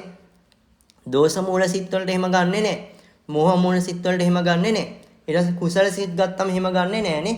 එතකොට ඊට අදාළ මේ හේතු ධර්ම තමයි ගන්න ඕනේ. හොඳයි එහෙනම් හේතු කිව්වා මොනවාද? ලෝභ මෝහ දෙන්න. හේතු සම්පයුත්ත කාණං ධම්මානං කියවම දැන් මතක් වෙන්න ඕනේ. සම්පයුත්ත කියව මොනවද ගන්නෙ? නාම ධර්ම ටික තමයි සම්පයුත්ත කියවම ගන්නෙ. එහෙනම් නාම ධර්ම මොනවද? අපි කතා කරන්නේ නියත යෝගී අනියත යෝගී කියලා. ඒතර ඒ ඔක්කොම එකතු කරලා මම කියන්නම් චෛසික ධර්ම 21ක් නේ. එහෙනම් චෛසික ධර්ම 21ක් ගන්නවා සම්පයුත්ත කාණං ධම්මානං කියනකොට තන් සමුත්ථානානං ච රූපානං සහේතුක චිත්තජ රූප ගන්නවා. හේතු පච්චේන පච්චය ප්‍රත්‍ය ශක්තිය තමයි හේතු ප්‍රත්‍ය ශක්තිය. ප්‍රත්‍ය කිව්වා, පත්‍ය උපන්න කිව්වා, ප්‍රත්‍ය ශක්තිය කිව්වා. එහෙනම් ඊගාට අපි ලස්සනට කතා කරනවා ඊගා පිටු අංක 11 සාකච්ඡා කරනවා. එතන අපි කලින් කියපු සිත් ටික ගිය සතිය ඉවර කරා. හැබැයි අපි මේ විදිහට සාකච්ඡා කරේ නෑ. යම් විදිහකට සාකච්ඡා කළා. නමුත් ඒ දැනුමම තව ටිකක් මේ වර්ධනය වුණා කියලා මම හිතනවා. එතන මෙන්න මේ සිත් හතර අපි අලුතෙන්ම තමයි සාකච්ඡා කරන්නේ. නමුත් ලොකු කාලයක් ගන්නෙ නෑ.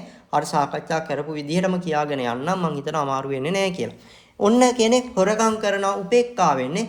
උපේක්ඛා වේදනාවෙන් කරන්න බැයිද? දැන් හිතන්නේ hina වෙවි හොරකම් කරුවොත් අනිත් මිනිස්සු දන්නවනේ මේ තමයි පල්ලු හොරා කියලා. ඒතර එයා hina වෙවි හොරකම් කරන්නේ. මධ්‍යස්ථ හොරකමක් කරාද කියලා බලන අයට තේරෙන්නේ නැහැ සමහරක් වෙලාවට. උපේක්ඛාවෙන් හොරකම් කරන. ඒතකොට උපේක්ඛා වේදනාව නම් ඒ හොරකම කරන වෙලාවේ පහලින් උපේක්ඛා වේදනාව නම් මොකද්ද අපි කියනවා? උපේක්ඛාව සහිතයි. උපේක්ඛා සහගතයි. මිච්ඡාදිට්ඨිය මුල් කරගෙන හොරකම් කරනවා. දිට්ඨික සම්පයුත්තයි. හිත වැටෙන්නේ නැහැ. වැටෙන හිතක් දිරිමත් කර ගන්නවන සසංකාරිකයි. හිත වැටෙන්නේ නැත්නම් අසංකාරිකයි. එන උපේක්ඛා සහගත දිට්ඨිගත සම්පයුත්ත අසංකාරික සිතින් හොරකමක් කරනවානේ. එන ඊගාවට කාමීච්ඡාචාරය. එතකොට එයා සතුටින් නෙමෙයි කාමීච්ඡාචාරය කරන්නේ. උපේක්ඛා වේදනයි. අන්න උපේක්ඛා සහගතයි. දිට්ඨිය මුල් කරගෙන කරන්නේ දිට්ඨික සම්පයුත්තයි. වැටෙන හිත දිරිමත් කරගන්නේ නැහැ. ස්වභාවය මේ සිත පහළෙන අසංකාරිකයි. ඔන්න බොරුවක් කියනවා. උපේක්ඛාෙන් දැන් සමහර කෙනා hina වෙවි බොරුව කිව්වොත් අනුන් මිනිස්සයා දන්නා මේක බොරුවක්ම තමයි මේ කියලා. අන්න එතකොට එහෙම hina වෙවි ඒක පෙන්වන්නේ අන්න ගැඹුරු විදිහට මේක නිකන් හරියට සත්‍ය වශයෙන්ම අර බොරු කියලා hina ගස්සන විහිළුවක් නෙමෙයි මේක. මේක සත්‍ය වශයෙන්ම අනිත් මනුස්සයව රවට්ටන විදිහටම ඒ කියන්නේ බරපතල විදිහට රවට්ටන ආකාරයෙන්ම කියනවා බොරුවක්. අන්න එතන උපේක්ඛාව. දැන් සමහර අය ඉන්නා එයාලට කොහොමත් උපේක්ඛා සාගත ප්‍රතිසන්දිකේට නම් යාට කොහොමද සමහරක් වෙලාවට උපේක්ඛාවම තමයි ගොඩක් වෙලාවට පහළ වෙන්නේ. අන්න එතකොට උපේක්ඛා සහගත සිතෙන් නම් ඒ වෙලාවේ පහළ වෙන වේදනා උපේක්ඛා නම් අන්න අපි කියන උපේක්ඛා සහගතයි කියලා. මිච්ඡා දිට්ඨිය මුල් කරගෙන නම් දිට්ඨික සම්පයුත්තයි හිත වැටෙන්නේ නැහැ අසංකාරිකයි. කේලමක් ඇවිල්ලා කියනවානේ වේදනා උපේක්ඛායි නම් උපේක්ඛා සහගතයි දිට්ඨිය මුල් කරගෙන නම් දිට්ඨික සම්පයුත්තයි හිත වැටෙන්නේ නැත්නම් අසංකාරිකයි. හිස් වචන කතා කරනවා උපේක්ඛා සහගතයි. මොකද පැය ගණන් හිස් වචන කතා කරන හැමතිස්සෙම සතුටින්ම කතා කරනවා කියලා නෑනේ. ඒ අතර උපේක්ඛා සහගත සිතු පහළ වෙන්න පුළුවන් නේ. අන්න එතකොට වේදනා උපේක්ඛා සහගතයි. කර්ම ඒ කියන්නේ කර්මඵලය අදහන් නැතුව මිච්ඡා දිට්ඨිය මුල් කරගෙන පහළ වෙන දිට්ඨිගත සම්පයුත්තයි. හිත වැටෙන්නේ අසංකාරිකයි. මේ කර්මපත කියන්නේ ඇයි? මේ කර්මපත වලට හැකියාවක් තියෙන අපි කොච්චර ආසාවෙන් මේ දේවල් කරත් සත්‍යව සතර අපායට ගෙන යන හැකියාවක් මේ කර්මපත වලට තියෙනවා. පැහැදිලි ඇතිනේ? ඊගාවට අවිජ්ජා කියලා කියන්නේ අනිත් අයගේ දේවල් මනසින් අයිති කරගන්න. අන්න වේදනා උපේක්ඛා සහගතයි.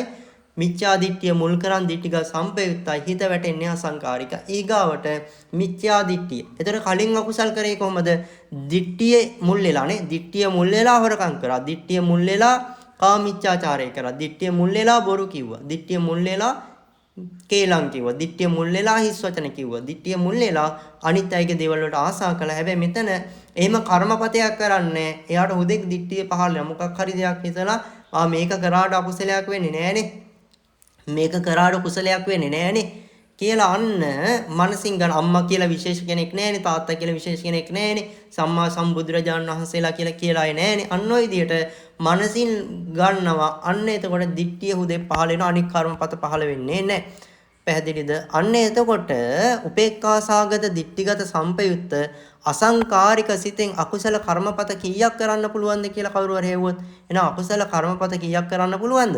අකුසල කර්මපත 7ක් කරන්න පුළුවන්. හොඳයි, ඊගාව සටහනත් එක්ක අපි ඒ සිතේ පහළෙන් චෛසික ධර්ම ලස්සන කතා කරන පිටුවංක 12ත් එක්ක. ඒ සිතේ පහළ වෙනවනේ මොනවද? සබ්බචිත්ත සාධන 7 පහළ වෙනවද? පහළ වෙනවා. පෙකීන්නක 6 පහළ වෙනවද? පහළ වෙනවා. හැබැයි එක පෙකීන්නක චෛසිකයක් පහළ වෙන්නේ නැහැ. මොකද? ප්‍රීතිය. ප්‍රීතිය පහළ වෙන්නේම සෝමනස්ස වේදනත් එක්කනේ. එහෙනම් පහළ වෙන්නේ මොනවද? විතක්ක, විචාර, අදිමොක්ක, විරිය, ප්‍රීතිය පහළ වෙන්නේ ඡන්දේ. පැහැදිලිද? විතක්ක, විචාර, අදිමොක්ක, විරිය, ඡන්ද කියන චෛසික ටික පහළ වෙන පහ.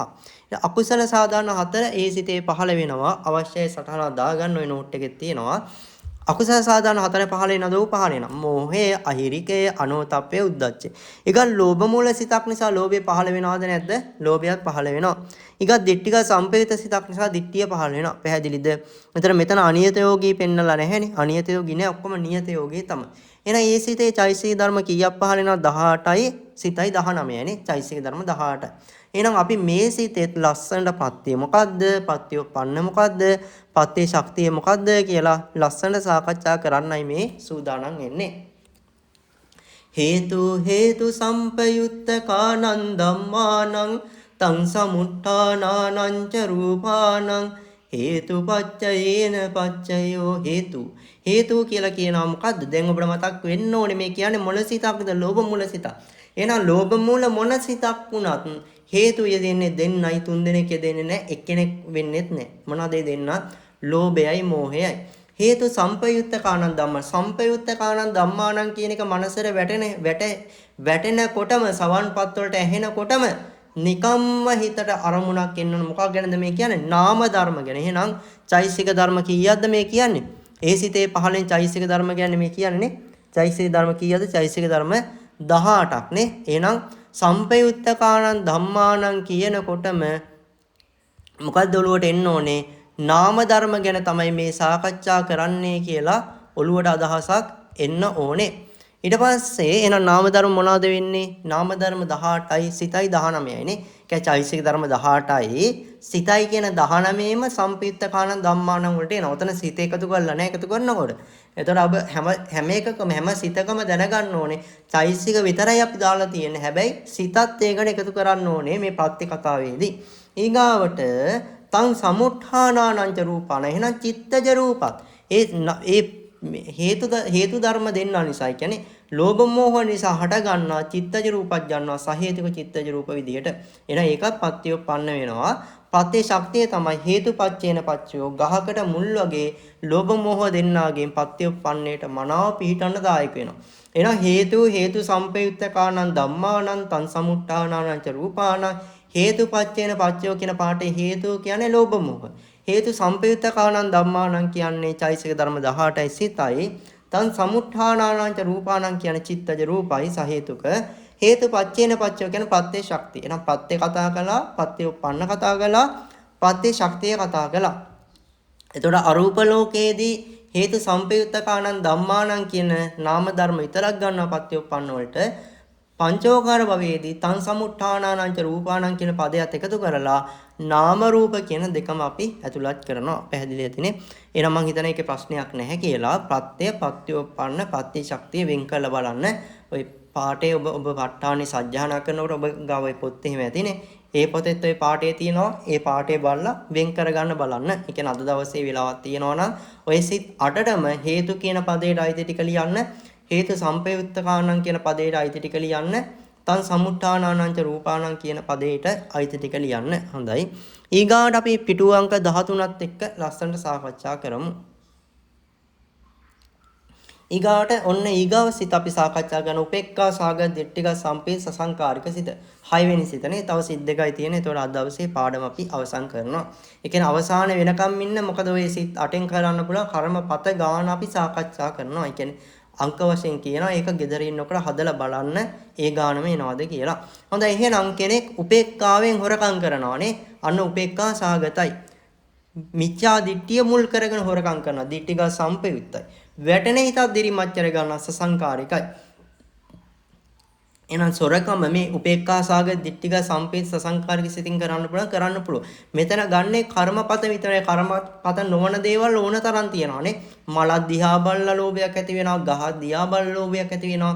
කාන්තාවගේ ශබ්දයක් අහලා ලෝභයක් ඇති වෙනවා. පුරුෂයෙක් කටහඬක් අහලා ලෝභයක් ඇති වෙනවා. චිත්‍රපටියක් බලලා සින්දුවක් අහලා ඊට පස්සේ ඇඳුමක් දිහා බලලා මේ নানা ආකාරයෙන් ලෝභය ඇති වෙන්න පුළුවන්. නමුත් මෙතන අරන් තියෙන්නේ කර්මපත වෙන ස්වභාවය විතරයි. පැහැදිලිද? දැන් කාන්තාවේ කටහඬක් අහලා කුදෙක් ලෝභය ඇති වුණොත් අවිජ්ජාවට අයිති වෙන්නේ නැහැ. ඒතකොට ඒ කාන්තාව විවාහපත් වෙලා නම් එයා මගේ කරගන්නවා කියන හැඟීමක් આવුත් තමයි අවිජ්ජාවට අයිති වෙන්නේ. පැහැදිලිද? හොඳයි. එතකොට එහෙනම් මේ උපේක්ඛා සාගත දිට්ඨික සම්පේත සසංකාරික සිතෙන් අදින්නා දාණය කියන හොරකම කරන්න පුළුවන්ද බැයිද? එහෙනම් ඔබ කියාවි කරන්න පුළුවන්. ඒකට කාමීච්ඡාචාරය. කාමීච්ඡාචාරයත් වේදනා උපේක්ඛා සාගතයි. මිච්ඡා දිට්ඨිය මුල් කරගෙන වැටෙන හිතක් දිරිමත් අරගෙන කරන්න පුළුවන් සසංකාරික වෙනවා. මුසාවාදේ බොරු කියනවානේ වේදනා උපේක්ඛාව. එන උපේක්ඛා සහගත වෙනවා. මිච්ඡා දිට්ඨිය මුල් කරන්නේ දිට්ඨික සම්පයුත්ත වෙනවා. වැටෙන හිතක් දිරිමත් අරගන්නේ සසංකාරික වෙනවා. එන එකත් පැහැදිලි. ඊගාවට පිසුනා වාචා කේලම් කියනවා. උපේක්ඛා මුල් කරගෙන කේලම් කියන. එහෙනම් උපේක්ඛා සහගත වෙනවා. මිච්ඡා දිට්ඨිය මුල් කරගෙන කරනවා. එහෙනම් දිට්ඨික සම්පයුත්ත වෙනවා. වැටෙන හිතක් දිරිමත් අර ගන්නවා සසංකාරික වෙනවා. ඊග සම්පප්පලාපය කියන්නේ හිස් වචන කියනවානේ. වේදනා උපේක්ඛාවයි. අනු උපේක්ඛා සහගතයි. මිච්ඡා දිට්ඨිය මුල් කරන්නේ. ඒතකොට දිට්ඨික සම්පයුත්තයි. වැටෙන හිතක් දිරිමත් අර ගන්නවා සසංකාරිකයි. අනුන්ගේ දේවල් වලට ආසා කරනවා. අනුන්ගේ දේවල් මගේ කර ගන්නවා මනසින්නේ. අන්න එතකොට දැන් තමන්ගේ දේවල් වලට ආසා කරොත් ලෝභය. අනුන්ගේ දේවල් තමන්ගේ කරගත්තොත් අවිජ්ජාව. ඒතකොට කාටවත් අයිති නැති දෙයක් මනසින් අයිති කරගන්න උත්සාහ කරත් ඒක ලෝභයම තමයි අවිජ්ජාව වෙන්නේ නැහැ. හොඳයි එතකොට උපේක්ඛා වේදනා වෙන උපේක්ඛා සහගතයි. මිච්ඡා දිට්ඨිය මුල් කරන්නන් දිට්ඨික සම්පයුත්තයි. වැටෙන හිත දිරිමත් කර ගන්නවා සසංකාරිකයි. එතකොට ඊගාට මිච්ඡා දිට්ඨිය කලින් නම් කිව්වේ මිච්ඡා දිට්ඨිය මුල් වෙලා හොරකම් කරනවා. දිට්ඨිය මුල් වෙලා කාම මිච්ඡාචාරය කරනවා. දිට්ඨිය මුල් වෙලා බොරු කියනවා. දිට්ඨිය මුල් වෙලා කේලම් කියනවා. දිට්ඨිය මුල් වෙලා හිස් වචන කියනවා. දිට්ඨිය මුල් වෙලා අනිත්‍යයේ දේවල් වලට ආසා කරනවා. හැබැයි මෙතන කියන්නේ මොකද්ද? හුදෙක් දිට්ඨිය විතරයි. ඒ කියන්නේ මොකක් හරි හොරකමක් ගැන දන් දීමක් හරි සිල් රැකීමක් හරි මොකක් හරි දෙයක් ගැන හිතනවා. එතකොට ඒක හිතන්නේ ඒකේ යහපත් විපාකෝ අයහපත් විපාක නැහැ කියන තැන ඉඳලා. අන්න එතකොට හුදේ දිට්ඨිය විතරයි වෙන කර්මපතයක් වැටෙන්නේ නැහැ. ඒ නිසා දිට්ඨිය පමණක් එතන පහළ වෙනවා. එහෙනම් මම ඔබෙන් අහුවොත් උපේක්ඛා සහග දිට්ඨික සම්පේ සසංකාරික සිතින් අකුසල කර්මපත කීයක් කරන්න පුළුවන්ද? එහෙනම් ඔබ කියාවි කීයක්ද? කර්මපත 7ක් කරන්න පුළුවන්. දැන් කර්මපත 10න් කීයක් කරන්න පුළුවන්? 7ක් කරන්න පුළුවන්. ඇයි ඒ ප්‍රාණඝාතයේ ලෝභ මූල සිතින් කරන්නේ නැහනේ. ව්‍යාපාදේ ලෝභ මූල සිතින් කරන්නේ නැහැ. පරුසා වාචා ලෝභ මූල සිතින් කරන්නේ. එතකොට ඒ ප්‍රාණඝාතයේ ව්‍යාපාදේ පරුසා වාචා කියන එක අපි ලස්සනට දේශ මූල සිත් කතා කරන තැන්වලදී සාකච්ඡා කරන. ඒ කියන්නේ ඊගාව පාඩමේ. ඒ කියන්නේ ඊගාව සතියේ පන්තිය නෑ. ඊට පස්සේ සතියේ පන්තිය තියෙනවා. ඒ පන්තිය තුල දේශ මූල සිත් දෙකයි මෝහ මූල සිත් දෙකයි සම්පූර්ණ මේ අකුසල පැත්තම අවසන් කරන්න අපි බලාපොරොත්තු වෙනවා ඊගාව සතියේදී. හොඳයි ඊගාවට සටහන් 14ත් එක සාකච්ඡා කරමු. එතකොට ඒ සිතේ පහළෙන් චෛසික අපි බලමු. සසංකාරික සිතනේ උපේක්ඛා සාගත දිට්ඨිගත සම්පයුත්ත සසංකාරික සිත. ඒ සිතේ චෛසික 20ක් පහළ නම් මෙතන නියත යෝගී අනියත යෝගී විදියට ගන්න වෙනවා.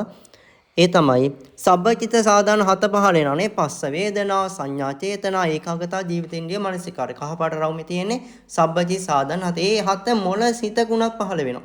ඒ චෛසික 7 නැති සිතක් කාගේවත් කොහෙවත් පහළ වෙන්නේ නැහැ. ඊගාවට පකේනක චෛසික ගත්තම එතනින් 6ම පහළ වෙන්නේ නැහැ. 5යි පහළ වෙන්නේ. විතක්ක විචාර අධිමොක්ක විරිය ඡන්ද ප්‍රීතිය පහළ වෙන්නේ නැහැ. උපේක්ඛා සාගත නිතා. ඊගාවට අකුසල සාධාන හතර ගත්තා මෝහය පහළ වෙනවා, හිරිකේ පහළ වෙනවා, අනුත්ප්පේ පහළ වෙනවා, උද්ධච්චේ පහළ වෙනවා. ඊගා ලෝභ මූල සිතක් නිසා ලෝභය පහළ වෙනවා. ඊගාවට දිට්ඨික සම්පේත සිතක් නිසා දිට්ඨිය පහළ වෙන්න ඕනේද නැද්ද? එහෙනම් ඔබ කියේ පහළ වෙනවා කියලා.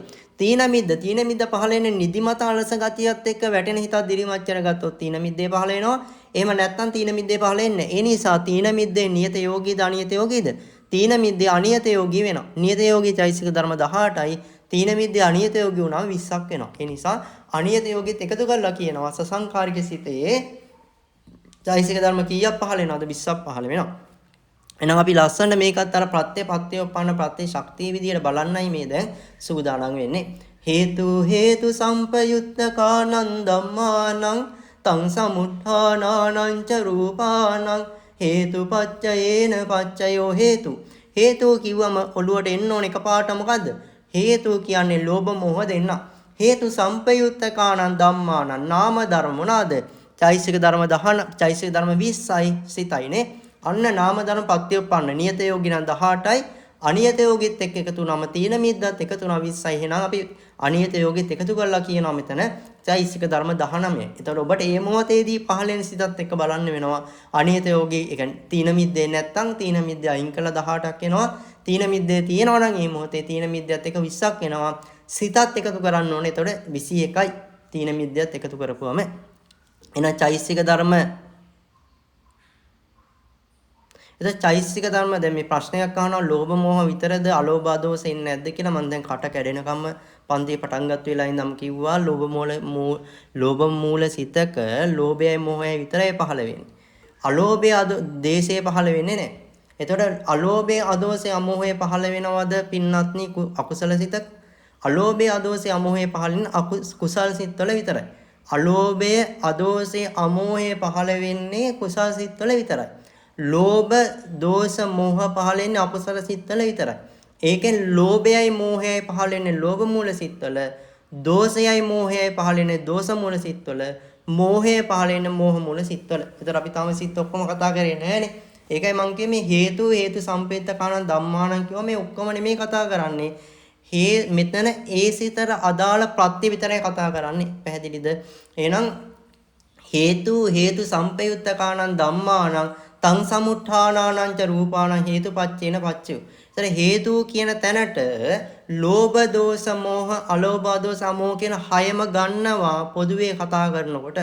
සිතක් ගානේ කඩනකොට ලෝභ මූල සිත් වලට ගන්නේ හේතු කියන පදයට ලෝභයයි මෝහයයි පමණයි. දේශ මූල සිත් කතා කරනකොට හේතු කියන තැනට ගන්නේ දේශ මෝහ පමණයි. මෝහ මූල සිත කතා කරන මෝහ මූල සිත් කතා කරනකොට මෝහ මූල සිත් දෙකක් තියෙනවානේ. එතකොට හේතු කියන තැනට එන්නේ ලෝභ මෝහ පමණයි. ඊට පස්සේ කුසල කතා කරනකොට කුසල සිත් කතා කරනකොට ඥාන සම්පයුත්ත සිත් කතා කරනකොට අලෝභ අදෝස අමෝහ කියන ටික දග ගන්නවා.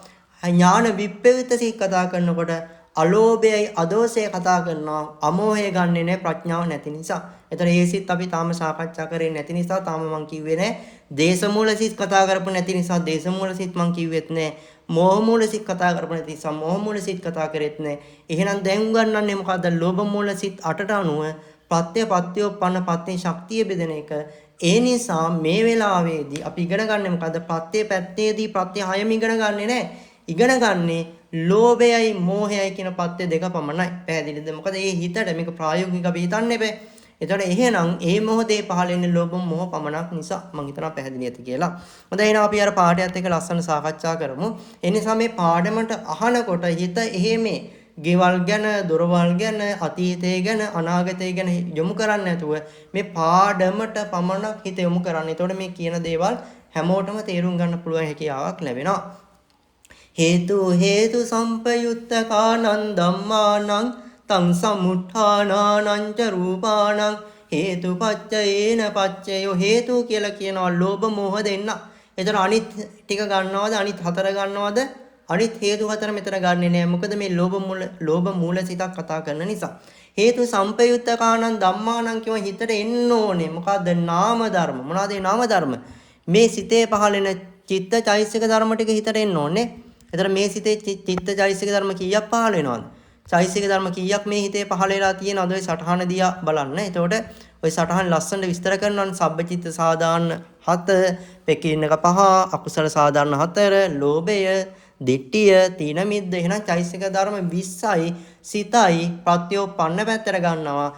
හැබැයි තීන මිද්ද පහළ වෙන්නේ නැත්නම් චෛසික ධර්ම 18යි සිතයි ගන්නවා. අන්න ඒක අපි බෙදන්නේ කොහොමද? සම්පයුත්තකානං ධම්මානං කියන එකට. හේතු සම්පයුත්තකානං ධම්මානං කියන එකට ගන්නවා. තං සමුත්ථානානං ච රූපානං. කියන්නේ හේතු කියන එකට ගන්නවා ලෝභ මෝහ. හේතු සම්පයුත්තකානං ධම්මානං කියන එකට ගන්නවා මේ චෛසික ධර්ම 20යි සිතයි. තං සමුත්ථානානං ච රූපානං කියන එකට ගන්නවා මොකද්ද? සහේතුක චිත්තජ රූප.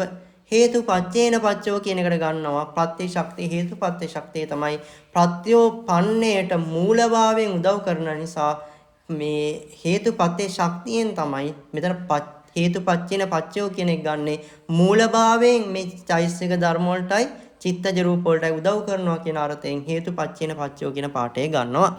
හොඳයි ඊගාට පිටු අංක 15ත් එක්ක අපි සාකච්ඡා කරමු. පිටු අංක 15 තමයි ඔන්න කෙනෙක් ඉන්නවා එයා හොරකම් කරනවා සතුටින් නෙමෙයි හොරකම් කරන්නේ. හැබැයි දේශේනොත් නෙමෙයි හොරකම් කරන්නේ ලෝභයෙන් වේදනාව මධ්‍යස්ථයි. අන්නේ නිසා කියනවා උපේක්ඛා සහගතයි. මිච්ඡා දිට්ඨිය මුල් වෙලා නෙමෙයි හොරකම් කරන්නේ. එක්ක ලෝභය බලවත් වෙලා එහෙම නැත්නම් මානය බලවත් වෙලා මට ප්‍රශ්නයක් වෙන්නේ නැහැ කියලා. අන්න එතකොට දිට්ඨිගත විප්‍රයුක්තයි. වැටෙන හිතක් දිරිමත් කරගන්නේ නැහැ අසංකාරිකයි. කාම මිච්ඡාචාරයේ යෙදෙනවා. ලෝභයේ මුල් වෙලා. හැබැයි සෝමනස්යෙන් නෙමෙයි මධ්‍යස්තව. අන්න උපේක්ඛා සහගතයි. මිච්ඡා දිට්ඨිය මුල් වෙන්නේ නැහැ. දිට්ඨිගත විප්‍රයුක්තයි. ඒ කියන්නේ මිච්ඡා දිට්ඨිය නැති එහෙම නැත්නම් දිට්ඨිය නැති පුජ්‍යලේ කියන එක නෙමෙයි මේ කියන්නේ. මේ මොහොතේදී දිට්ඨිය මුල් වෙලා නෙමෙයි කරන්නේ. එක්ක ලෝභයේ මුල් වෙලා එහෙම නැත්නම් මානෙ මුල් වෙලා. අන්න දිට්ඨිගත විප්‍රයුක්තයි.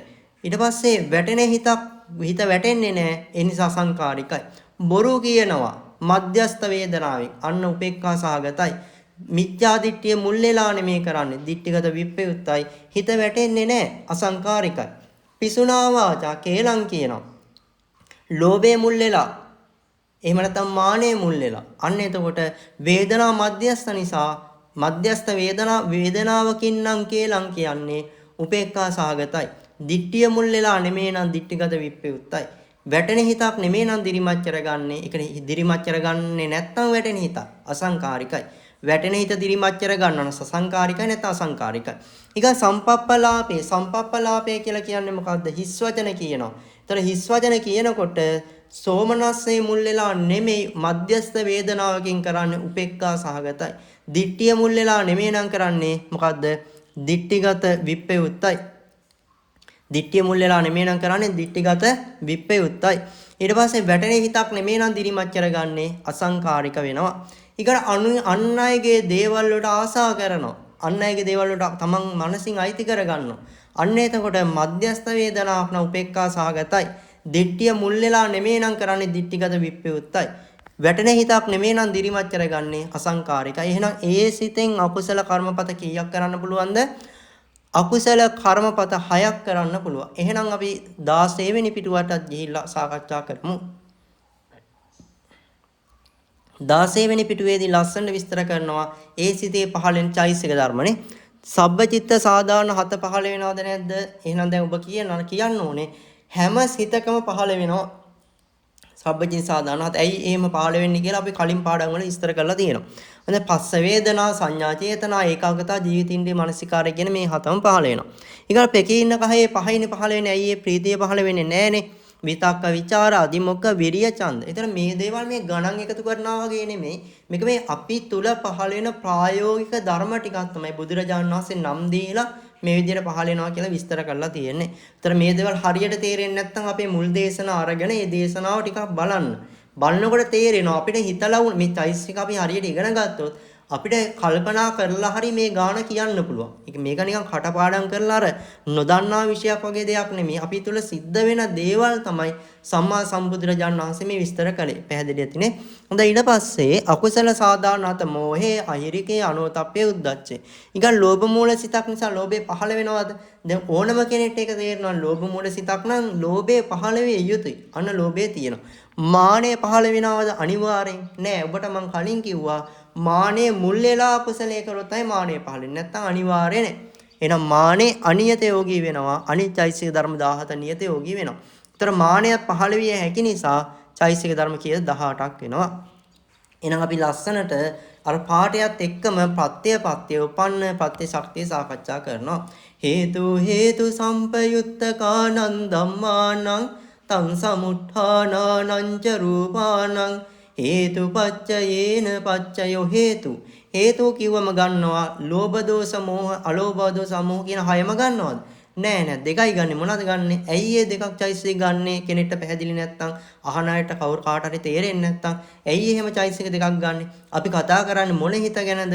ලෝභ මූල හිත ගැන විතරයි මේ කතා කරන්නේ. එතකොට ලෝභ මූල හිතේදී යෙදෙන්නේ චෛතසික ධර්ම දෙකයි පත්තේ පැත්තට. ලෝභයයි මෝහයයි පමණයි. හේතු සම්පයුත්තකානං ධම්මානං මේ සියලුම චෛතසික ටිකයි සියලුම සිත් ටිකයි ගන්නවද? නෑ. මෙතන ගන්නෙ මොන සිතයි චෛතසිකයිද? උපේක්ඛාසාගත දිට්ඨිගත විප්පිත අසංකාරික සිතයි චෛතසික ටික විතරයි මෙතනට ගන්නෙ. පැහැදිලිද?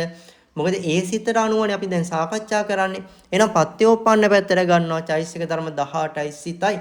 තන් සමුත්ථානානං ච රූපානං කිවම ඒ ලෝභ මෝහ කියන හේතු දෙන්නා නිසා පහළ වෙන සහේතුක චිත්තජ රූප. නාම හේතු සම්පයුත්තකානං ධම්මානං කිවම නාම ටික විතරයි ගන්න. සිතයි චෛතසිකයි. ඒක අරූප ලෝකේ හා සම්බන්ධයි. තන් සමුත්ථානානං ච රූපානං කිවම පංචෝකාර භවය කියන්නේ නාම ධර්මයි රූප ධර්මයි දෙකම තියෙන ලෝකනේ. ඒ මොන ලෝකද අපි ජීවත් වෙන ලෝකනේ. අපිට නාම රූප දෙකම තියෙනවා. දෙවියන්ට දෙකම තියෙනවානේ. අසඤ්ඤ සත්‍ය අතහැරලා ඊතුරු බ්‍රහ්ම ලෝකවල සත්‍යයන්ට තියෙනවා. සතර අපා සත්‍යයන්ට මේ දෙකම තියෙනවා. නාම රූප කියන්නේ. අන්න එතකොට පංචෝකාර භව වලට තන් සමුත්ථානානං ච රූපානං කියන චිත්තජ රූපක් ගන්නවා. හේතු සම්පයුත්තකානං ධම්මානං කියන නාම ධර්ම ටිකක් ගන්නවා. හේතුපච්චේන පච්චෝ කිවම පත්තේ ශක්තිය විදියට හේතුපත්තේ ශක්තිය ගන්න මම ආයෙත් පාරක් කියන්නම්. හේතු සම්පයුත්තකානං ධම්මානං තං සමුත්ථානානං ච රූපානං හේතුපච්චේන පච්චේ හේතු කිවම ලෝභ මෝහ දෙන්න. හේතු සම්පයුත්තකානං ධම්මානං කිවම සහේතුක සිතයි චෛතසිකයි. සහේතුක කියන්නේ ඇයි? උපේක්ඛාසාග දිට්ඨිගත විප්පේත අසංකාරික සිත හේතු යෙදෙන නිසා සහේතුකයි. ඒකේ පහලින් චෛතසික ධර්ම 18යි සිතයි. තන් සමුත්ථානානං ච රූපානං කිව්වම සහේතුක චිත්තජ රූප. සහේතුක කියන්නේ හේතු නිසා තමයි චිත්තජ රූප පහළ වෙන්නේ. හේතුපච්චේන පච්චයෝ කියන පත්‍ය ශක්තිය ගහක මුල් වගේ පත්‍යෝ පන්නේට හේතු දෙන්න විසින් මනාව අරමුණ මත පිහිටන්න උදව් කරනවා. එහෙනම් මං හිතනවා පැහැදිලි ඇති කියලා. එහෙනම් අපි ඊගාසිත කතා කරනවා උපේක්ඛා සහගත දිට්ඨිගත විප්පේත සසංකාරික සිත අන්තිම හිත තමයි මේ සාකච්ඡා කරන්නේ. ඒ නිසා මේකත් හොඳට අහගෙන ඉන්න. ඔන්න ඊගා අංක 17 තමයි ෂෙයා වෙන්න ඕනේ පිටු අංක 17. උපේක්ඛා සහගත දිට්ඨිගත විප්පේත සසංකාරික සිත. හොඳයි එහෙනම් මෙන්න මේ හිතෙන් අද පාඩම ඉවර වෙනවා. ඒ නිසා මේකත් හොඳට අහගෙන ඉන්න. කෙනෙක් හොරකම් කරනවා. වේදනාව උපේක්ඛයි. එහෙනම් උපේක්ඛා සහගතයි නේ. එතකොට උපේක්ඛා සහගතයි කියලා අපි කියනවා. දිට්ඨිය මුල් කරගෙන නෙමෙයි හොරකම් කරන්නේ.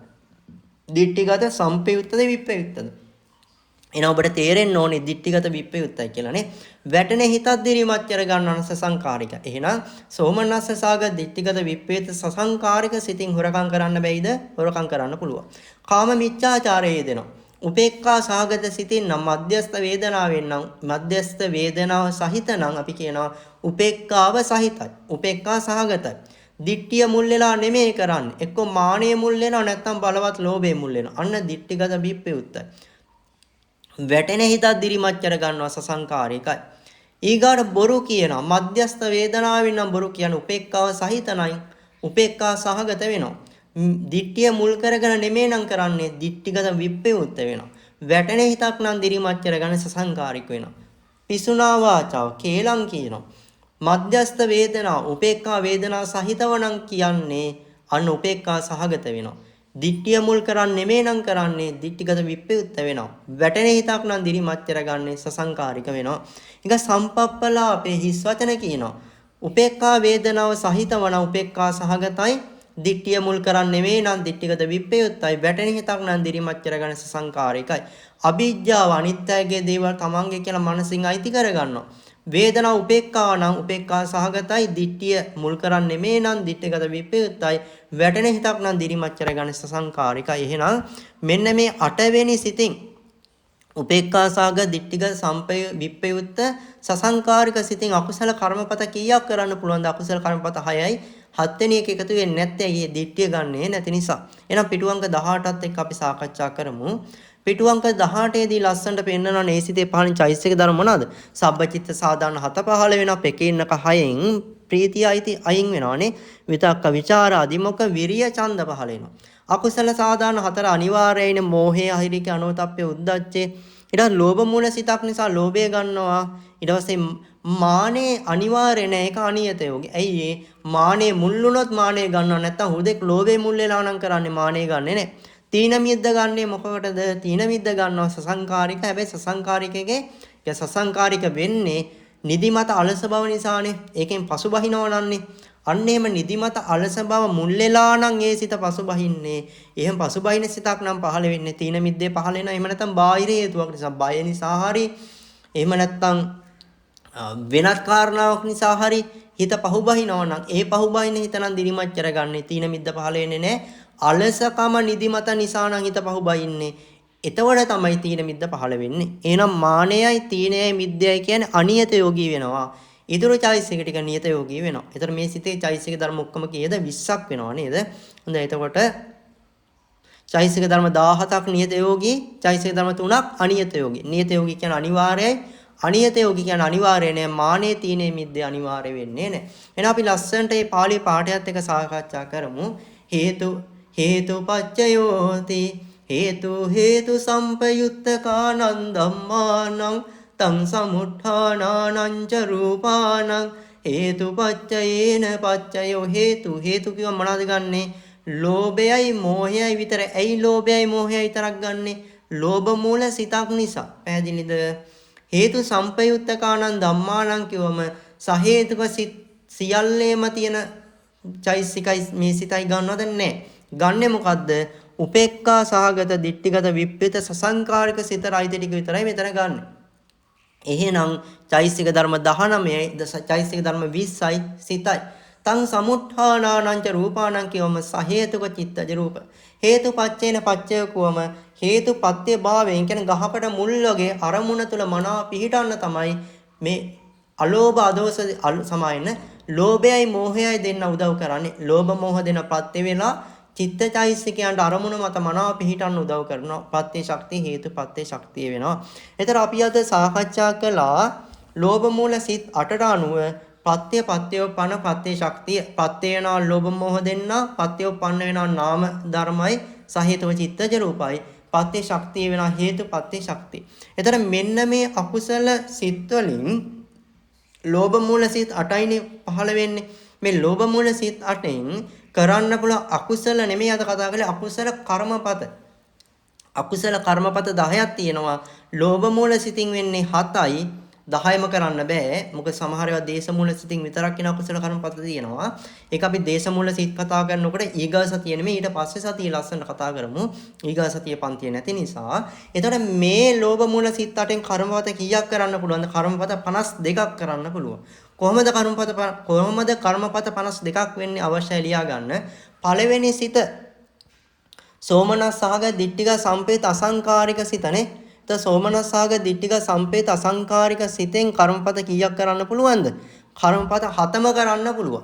ඊට පස්සේ සෝමනස්සාග දිට්ඨිගත මේක ඉච්ඡන අමාරු නෑ.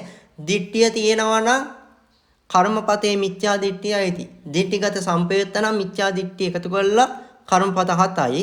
දිට්ඨිගත විපේත නම් මිච්ඡා දිට්ඨිය අයින් කරලා කර්මපත 6යි. අමාරුවක් නෑ. හරි ලේසි. එහෙනම් සෝමනස්සාග දිට්ඨිගත සම්පේත අසංකාරික සිතේ කර්මපත 7න් කීයක් කරන්න පුළුවන්ද? කියන්නේ 10ම ගන්න නෑනේ. දේශෙන් 3ක් වෙන නිසා අනිවාර්යයෙන්ම. එහෙනම් මේ කර්මපත 10 තුලින් සෝමනස්සාග දිට්ඨිගත සම්පේත අසංකාරික සිතෙන් කර්මපත 7ක් වෙනවානේ. සෝමනස්සාග දිට්ඨිගත සම්පේත සසංකාරික සිතින් ඒත් කර්මපත 7ක් වෙනවා. සෝමනස්සාග දිට්ඨිගත විප්පේත අසංකාරික සිතින් කර්මපත 6යි වෙන්නේ. ඇයි හේතුව? දිට්ඨිය අයින් වෙනවා. සෝමනස්සාග දිට්ඨිගත විප්පේත සසංකාරික සිතින් කර්මපත 6යි වෙන්නේ. ඇයි ඒ දිට්ඨි විප්පේත නිසා දිට්ඨිය අයින් වෙනවා. උපේක්ඛා සාග දිට්ඨිගත සම්පේත අසංකාරික සිතින් කර්මපත 7ම වෙනවා. උපේක්ඛා සාග දිට්ඨිගත සම්පේත සසංකාරික සිතින් කර්මපත 7ම වෙනවා. උපේක්ඛා සාග දිට්ඨිගත විප්පේත අසංකාරික සිතින් කර්මපත 6යි වෙන්නේ දිට්ඨිය අයින් වෙනවා. උපේක්ඛා සාගත දිට්ඨිගත විප්පේස අසංකාරික සිතින් කර්මපත 6යි වෙන්නේ. ඇයි ඒ මිච්ඡා දිට්ඨිය අයින් වෙනවා. ඒතර එහෙනම් ලෝභ මූල සිතින් කර්මපත 8ක් එනවා. ඉතින් අපිට එදිනෙදා ජීවිතයේදී මේ පාඩයත් එක්ක හේතු සම්පයුක්ත කාණන් කියලා පාඩයක් කිව්වේ. අන්නේ පාඩයත් එක්ක පුරුදු කරන්න පත්‍යෝපන්න පත්‍ය ශක්තිය කොහොමද පහළ වෙන්නේ? මේ පාඩයෙන් මතක නැත්නම් Tamanට තේරෙන විදිහට පත්‍යෝපන්න පත්‍ය ශක්තිය බෙදන්න උත්සාහ කරන්න.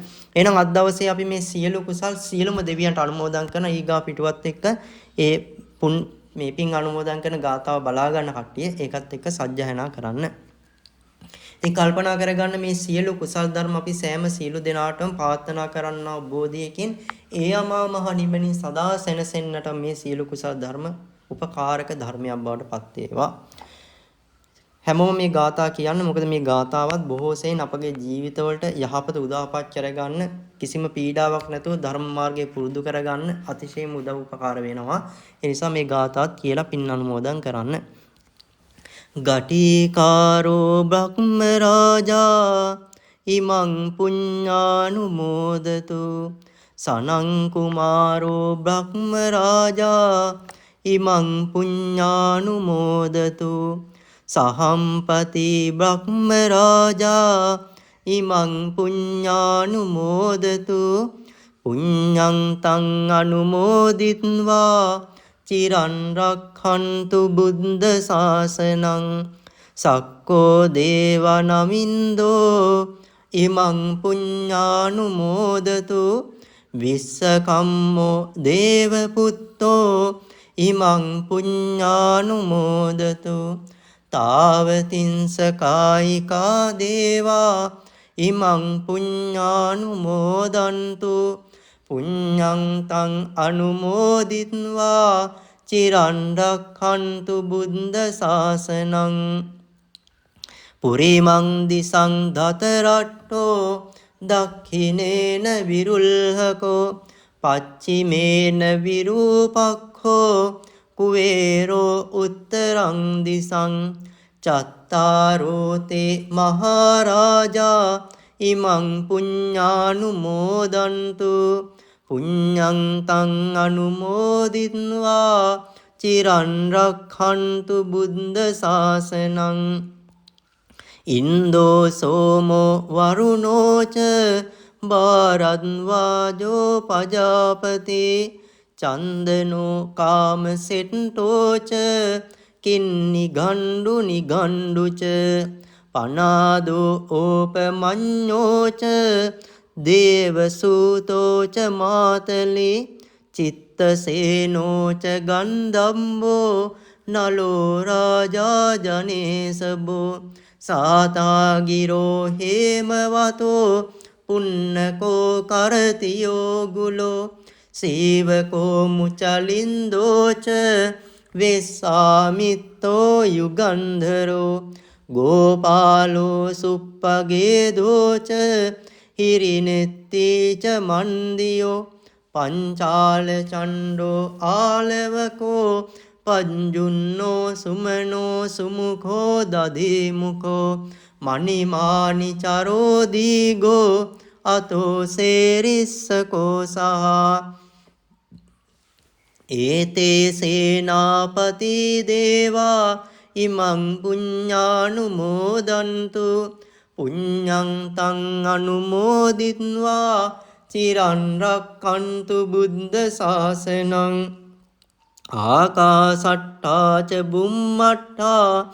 දේවානාගා මහින්దికා පුඤ්ඤං තං අනුමෝදිත්වා චිරන් රක්ඛන්තු බුද්ධ ශාසනං චිරන් රක්ඛන්තු බුද්ධ දේශනං චිරන් රක්ඛන්තු බුද්ධ ශාවකං චිරන් රක්ඛන්තු මං පරන්තේ එත්තාවතාච අම්මේහි සම්බදං පුඤ්ඤ සම්පදං සම්බේ දේවා අනුමෝදන්තු සම්බේ භූතා අනුමෝදන්තු සම්බේ සත්තා අනුමෝදන්තු සම්බ සම්පත්ති සින්ධියා සාධු සාධු සාධු කප්ප සත සහස්සානි සෝලසාපි අසංඛයේ සම්බරං බෝධි සම්භාරේ ආගතෝ ජාති ජාතිසු නියතෝ බුද්ධ භාවාය බන්ධ කප්පේ ඉදන්තිමේ බෝධිසත්වෝ ච මෙත්තේයෝ පුඤ්ඤං මේ අනුමෝදතු කප්ප සත සහස්සානි සෝලසාපි අසංඛයේ සම්බරං බෝධි සම්භාරේ ආගතෝ ජාති ජාතිසු නියතෝ බුද්ධ භාවාය බන්ධ කප්පේ ඉදන්තිමේ බෝධිසත්වෝ ච මෙත්තේයෝ පුඤ්ඤං මේ අනුමෝදතු කප්ප සත සහස්සානි සෝලසාපි අසංඛයේ සම්බරං බෝධි සම්භාරේ ආගතෝ ජාති ජාතිසු නියතෝ බුද්ධ භාවාය බන්ධ කප්පේ ඉදන්තිමේ බෝධිසත්වෝ ච මෙත්තේයෝ පුඤ්ඤං මේ අනුමෝදතු අස්මින් විහාරේ ච ආරාමේ අදිවත්තා ච දේවතා අනුමෝදිත්වා ඉමං පුඤ්ඤං රක්칸තු ජින සාසනං සම්බේ සත්තා ච මඤ්ඤත්තා හිතා ච අහිතා ච මේ අනුමෝදිත්වා ඉමං පුඤ්ඤං බුද්ධන්තු අමතං පදං ඉදං වෝ ඥාතිනං හෝතු සුඛිතා හොන්තු ඥාතයෝ ඉදම් මේ ඥාතිනං හෝතු සුඛිතා හොන්තු ඥාතයෝ ඉදං වෝ ඥාතිනං හෝතු සුඛිතා හොන්තු ඥාතයෝ සම්බේ සංඛාරා අනිච්චාති යදා පඤ්ඤාය පස්සති අත නිම්බින්දති දුක්ඛේ ඒස මග්ගෝ විසුද්ධියා සම්බේ සංඛාරා අනිච්චාති සම්බේ සංඛාරා දුක්ඛාති යදා පඤ්ඤාය පස්සති අත නිම්බින්දති දුක්ඛේ ඒස මග්ගෝ විසුද්ධියා සම්බේ ධම්මා අනාත්තාති යදා පඤ්ඤාය පස්සති අත නිම්බින්දති දුක්ඛේ ඒස මග්ගෝ විසුද්ධියා අපමාදේන භික්ඛවේ සම්පාදේත දුල්ලභෝ බුද්ධුප්පාදෝ ලෝකස්මින් දුල්ලභෝ manussත්ත පටිලාභෝ දුල්ලභාකන සම්පත්ති දුල්ලභා පම්බංජා දුල්ලභං සද්ධම්ම සවනං දුල්ලභෝ සප්පුරිස සංසේවෝ ඉමාය ධම්මානු ධම්ම පටිපත්තියා බුද්ධං පූජේමි ඉමාය ධම්මානු ධම්ම පටිපත්තියා ධම්මං පූජේමි ඉමාය ධම්මානු ධම්ම පටිපත්තියා සංඝං පූජේමි අද්දා ඉමාය පටිපත්තියා ජාති ජරා මරණම් හා පරිමුංචිස්සාමි කායේන වාචා චිත්තේන පමාදේන මයා කතං අච්ඡයං කම මේ බන්තේ භූරි පඤ්ඤ තථාගත අච්ඡයං කම මේ ධම්ම සන්දිට්ඨික අකාලික අච්ඡයං කම මේ සංඝ පුඤ්ඤක්කෙත්ත අනුත්තර බුද්ධ ශාසනං චිරං තිට්ඨතු බුද්ධ ශාසනං චිරං තිට්ඨතු බුද්ධ ශාසනං චිරං තිට්ඨතු සාදු සාදු සාදු